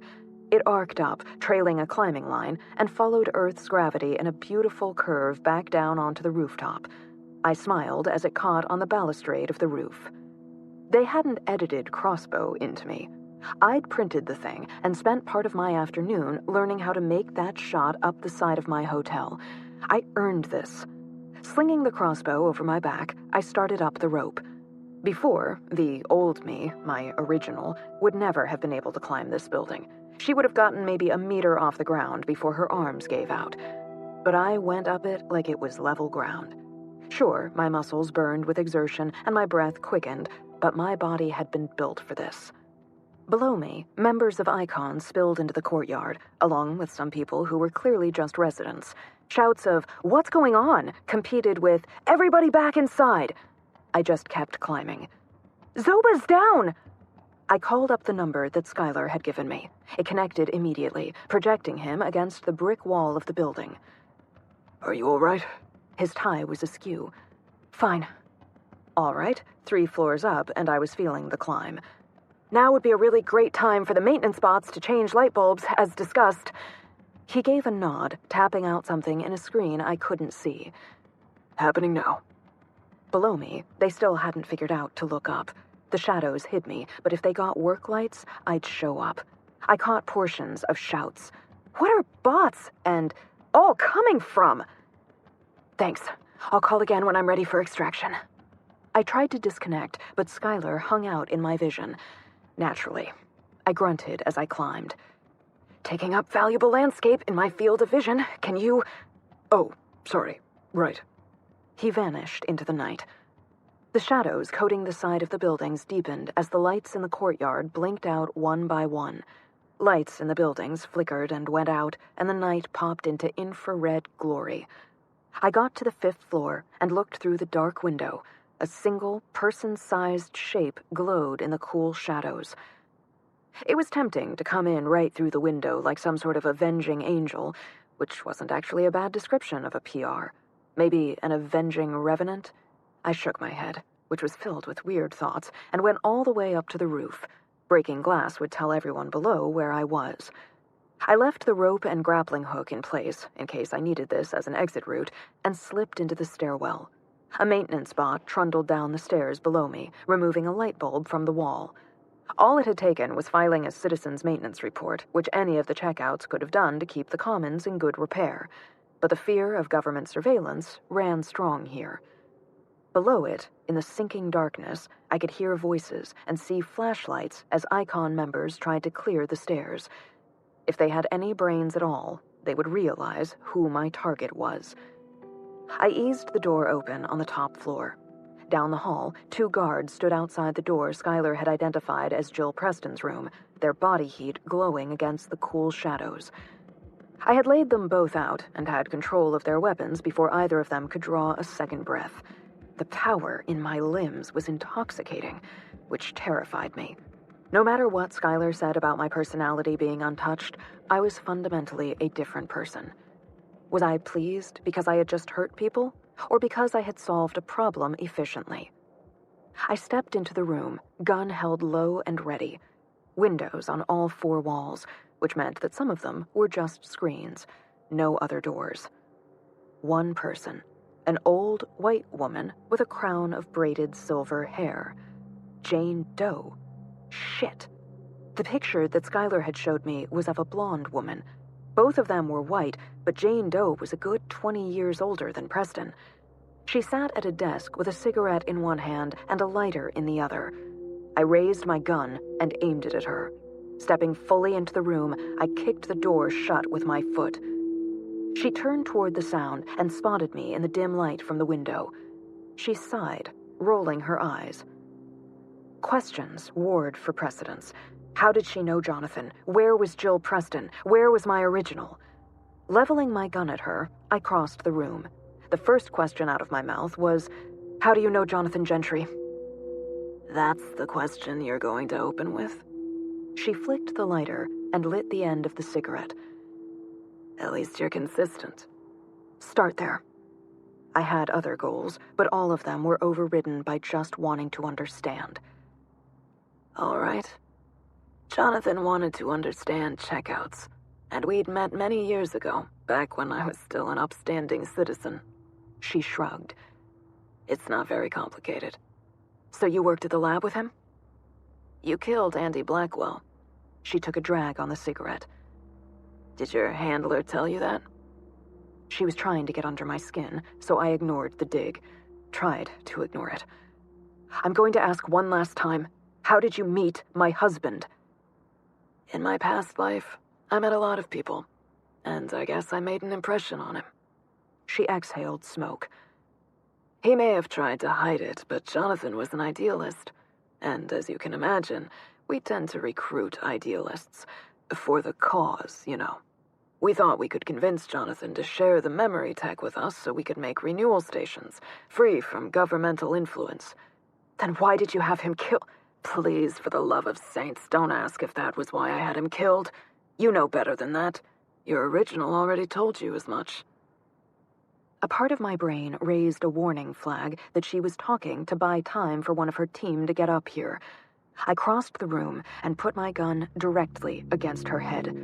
Open windows on 2 walls, one looking out over the commons, the other toward the city. Gorski could hit me through either. Stand up. No. I slipped behind her, grabbing an arm and twisting it up behind her back. She had to get to her feet to keep me from dislocating her arm. I walked her to the corner so we were shielded from at least one window and shoved her onto the floor next to a hat rack. A pork pie hat sat at the top. As she turned on her knees to face me, the faint glow of distant city lights from the other window brushed her cheekbones and gave me a glimpse into what she had looked like 15 years ago. A former senator, disaffected, checks out, and vanishes from the public eye. Jill Preston. She smiled, wrinkles bunching, and held up her cigarette, which she had somehow not dropped. Not fooled by my clever disguise of getting old? Was Jonathan cooperating? Preston sighed and took another drag on the cigarette. You know you aren't the first PR that the government has manipulated into trying to assassinate me. I'm not here to assassinate you. I should have already called Skylar, but I didn't think anyone would let me ask her questions later. Just tell me if he was working with you. Then what? Preston blew smoke into the room. You'll let me go? Anything I say can be pulled out of your brain and used in a court of law. No. You've already implicated yourself. I'm a checkout. How much more implicated can I be? She winked, and I nearly shot her just for that. Kids these days are so adorable. She was so close to being a dead woman, and I held onto my temper with a narrow thread. I had come here for a reason, and as much as I wanted to know about Jonathan, he wasn't why I was here. Do you know where my original is? No, I don't. She's not a good fit for our organization. I laughed. What the hell does that mean? Not enough of a terrorist for you? Who told you we were terrorists? I've seen the videos. She shook her head. And you believed that was us? The government slapped some labels on footage of people doing horrible things in order to pin it on us, and you bought it? There's also the fact that you sent people to kill me. Someone tried to kill you? How terrible. Her voice sounded like a grandmother out of a fairy tale. Poor dear. Such a loose cannon. Like your original. Do you know how to find her? I twisted her wrist higher behind her back.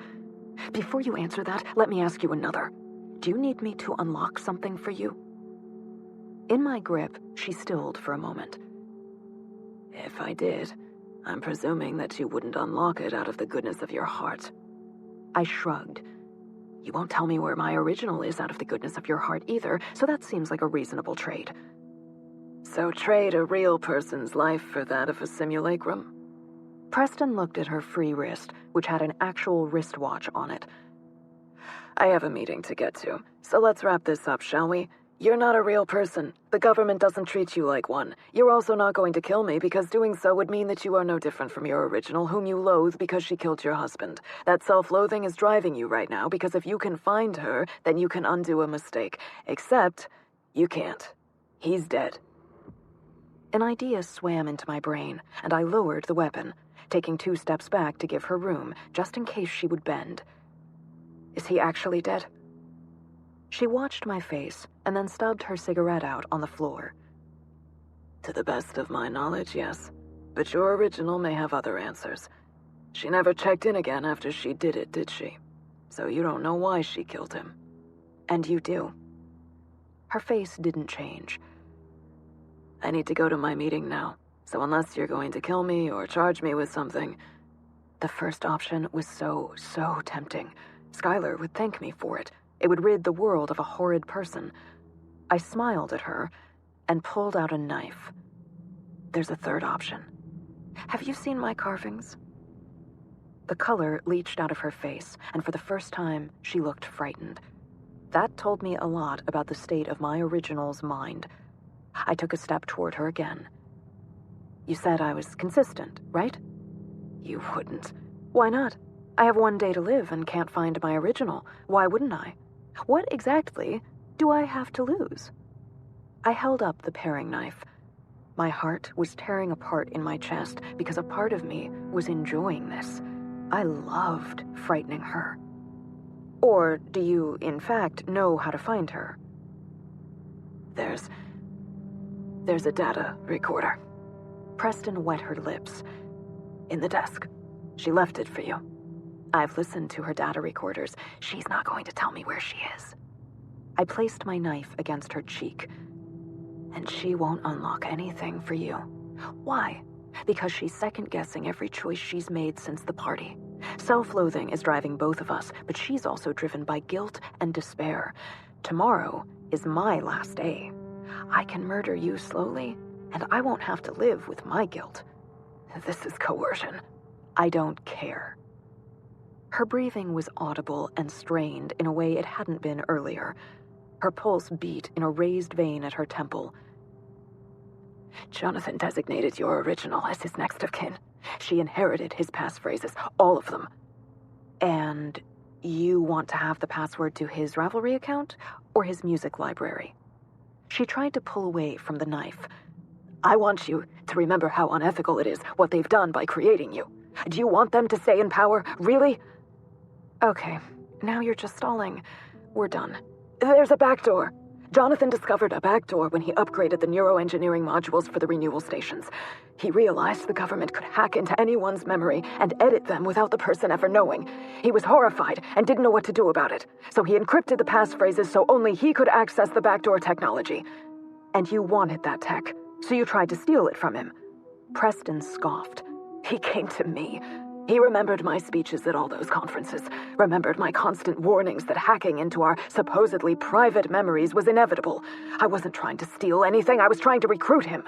But before I could, well, you know what happened. I shuddered. Unlock his passphrases, and we can make your family forget that you're a PR. We can read the memories of anyone in the government. We can find leverage to force them to end this appalling, inhumane practice of creating PRs. Chills ran through me so violently that it felt like my skin was cramping. If you think about it, checkouts and PRs aren't all that different. We're just two sides of the same coin, forced to suffer our fates alone. I swallowed and tightened my grip on Preston. Then I activated my internal screen and called Skylar. I have Jill Preston. She just admitted to plotting to overthrow the government.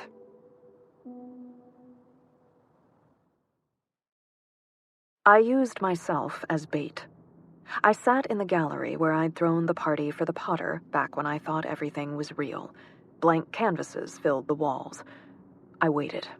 In my hand, I held an orange, and I slid my knife through the resin-laden skin, releasing packets of citrus oil into the air. And I listened, not for the first time, to the recording that my original had left with Jill. Hello, Self. I keep thinking about Jonathan. I keep thinking about how he was the realest person that I knew. Do you remember? Of course you do. They loaded you with my memories. So think about Jonathan the way he was when we met him. Remember? We were at the Riverside Marketplace. We were buying oranges for that carving sequence mimicking sea anemones. There was this guy with dark hair that he had to keep blowing out of his eyes, and he was buying oranges too, for breakfast. We said something about preferring the small flaws of real oranges to the idealized printed ones, and he said that we could adjust the printer for that.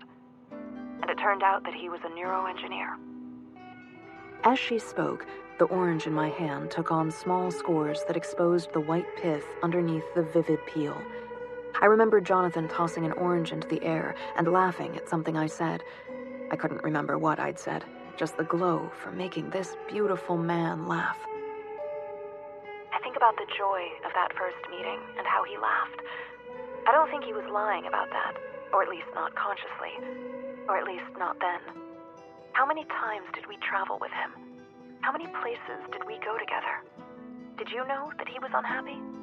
This is what I keep turning over in my head, If I loved him, why didn't I know how unhappy he was? Why didn't I know that he hated himself, that he hated what his life's work had become?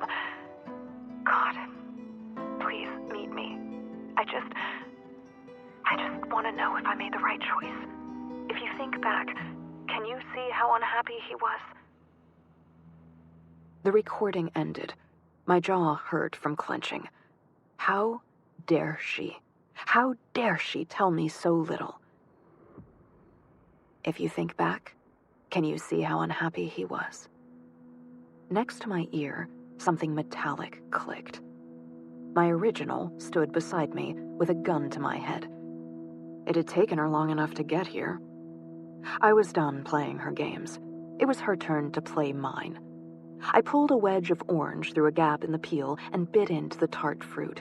The inside of my mouth constricted away from the acid. Do you hate them now too? Or is that a thing that we get used to after a while? You don't seem to care that a gun is to your head. I shrugged. I've had a gun to my head all 4 days of my life. Through the tiny gap in the skin, I extracted another wedge.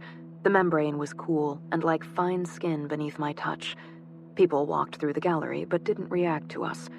I hadn't brushed into anyone here, so I wasn't sure what their theming showed. Was it trying to make them think they had the gallery to themselves, or were they just denying the existence of violence in our world? Either way, we were functionally invisible to everyone else.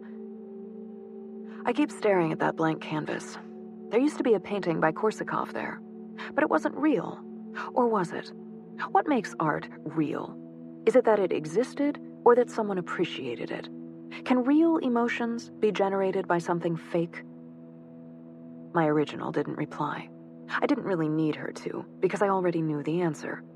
Setting down the orange, I stood up slowly. She wouldn't kill me because I had the one thing she wanted that no one else could give her. I could forgive her. Could, but I wouldn't. With a leisurely motion that felt like stretching, I pulled out my gun, pointing it at my original. It had occurred to me that I didn't actually know what level this was set to fire at when it struck her. With all of the Icon members, it had been set to stun, but I suspected that it would kill my original. I couldn't find it in myself to care. She was pointing an antique revolver at me.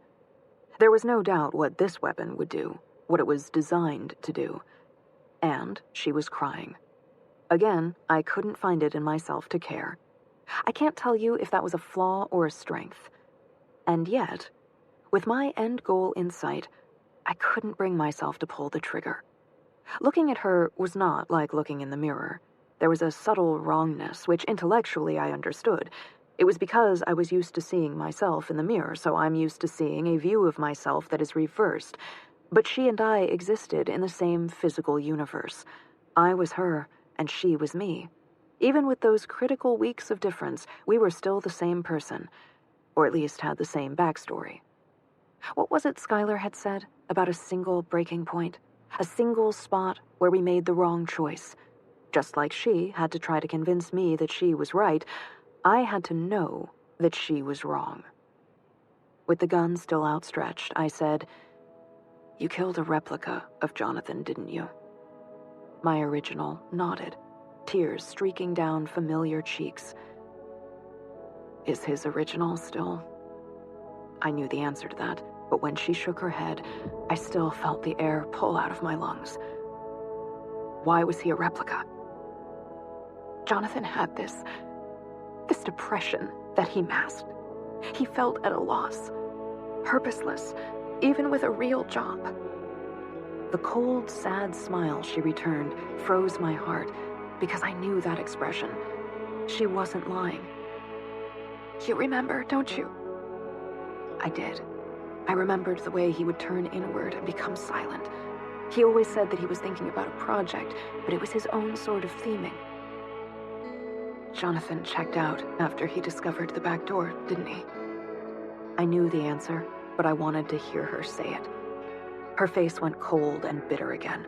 She still had her antique revolver pointed at me, but the end was beginning to shake. It was a long time for unedited human muscles to hold a piece of steel. He tried. When I look back, I can see how hard he tried to be there with us. but he finally couldn't. Do you remember his trip to the Rhone Valley? Jonathan never came home from that. He had been gone for 2 weeks. My heart constricted in my chest. I usually went with him, but this trip was supposed to be all business, and he'd told me to stay home. He'd told me that he wouldn't have time to talk. Yes, he did. Jonathan never came home. My gun arm dropped, the weight of her words dragging it down. Jonathan knew too much. His work was too important. The government couldn't let him go. So after he... She swallowed and looked away. After he checked out, they sent that thing to kill him and replace him. But I finally realized the night of the party. I confronted it, and it confessed. It confessed to killing our husband. It had been lying to us for weeks. Liar, scrawled on the floor in blood. So you murdered him. I murdered it, and I made sure that its death was loud and final and for real, so that they couldn't just sweep it under the rug. The government had to go on with the lie that I'd killed the real Jonathan, and that's what they did. At the trial, did they convict me for killing a PR? Of course not, because to do so would be to admit they unlawfully created one to begin with. No one turned to look at us. They continued staring at art that did not exist, as if we too did not exist. If he was so innocent, then why did he contact Preston? My original glared at me, but had no response. Jonathan must have known the risks of checking out. You said it yourself. He was integral to the system. He would have known they would send a PR after him, and yet he still decided to check out, to leave you. My original shook her head. I see they've made you just like they made that murderer. Foolish enough to think that sharing a set of memories means you can understand an actual person. I bet you would have believed that thing's lies about loving me too much to ever consider checking out, about being able to give me the future that Jonathan had abandoned. Liar scrawled on the floor in blood. Maybe he wasn't lying.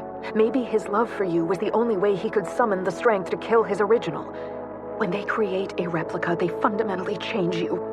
The love that thing supposedly felt for me, the love you think you feel for Jonathan. How can you know that that's not just what they've designed you to feel? My original lowered her gun. You're broken, Holly. They rewrote you in ways you'll never be able to trust. You can't live like that. He may have been a copy, but he was still Jonathan, and you killed him. You carved him like an orange.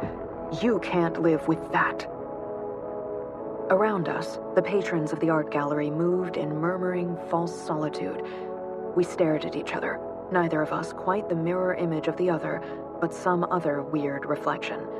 One of us was going to have to lift her gun and shoot the other. It was what I had been designed to do. It was the only way she could live.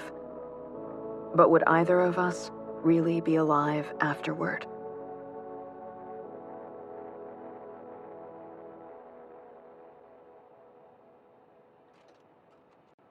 Hello, self.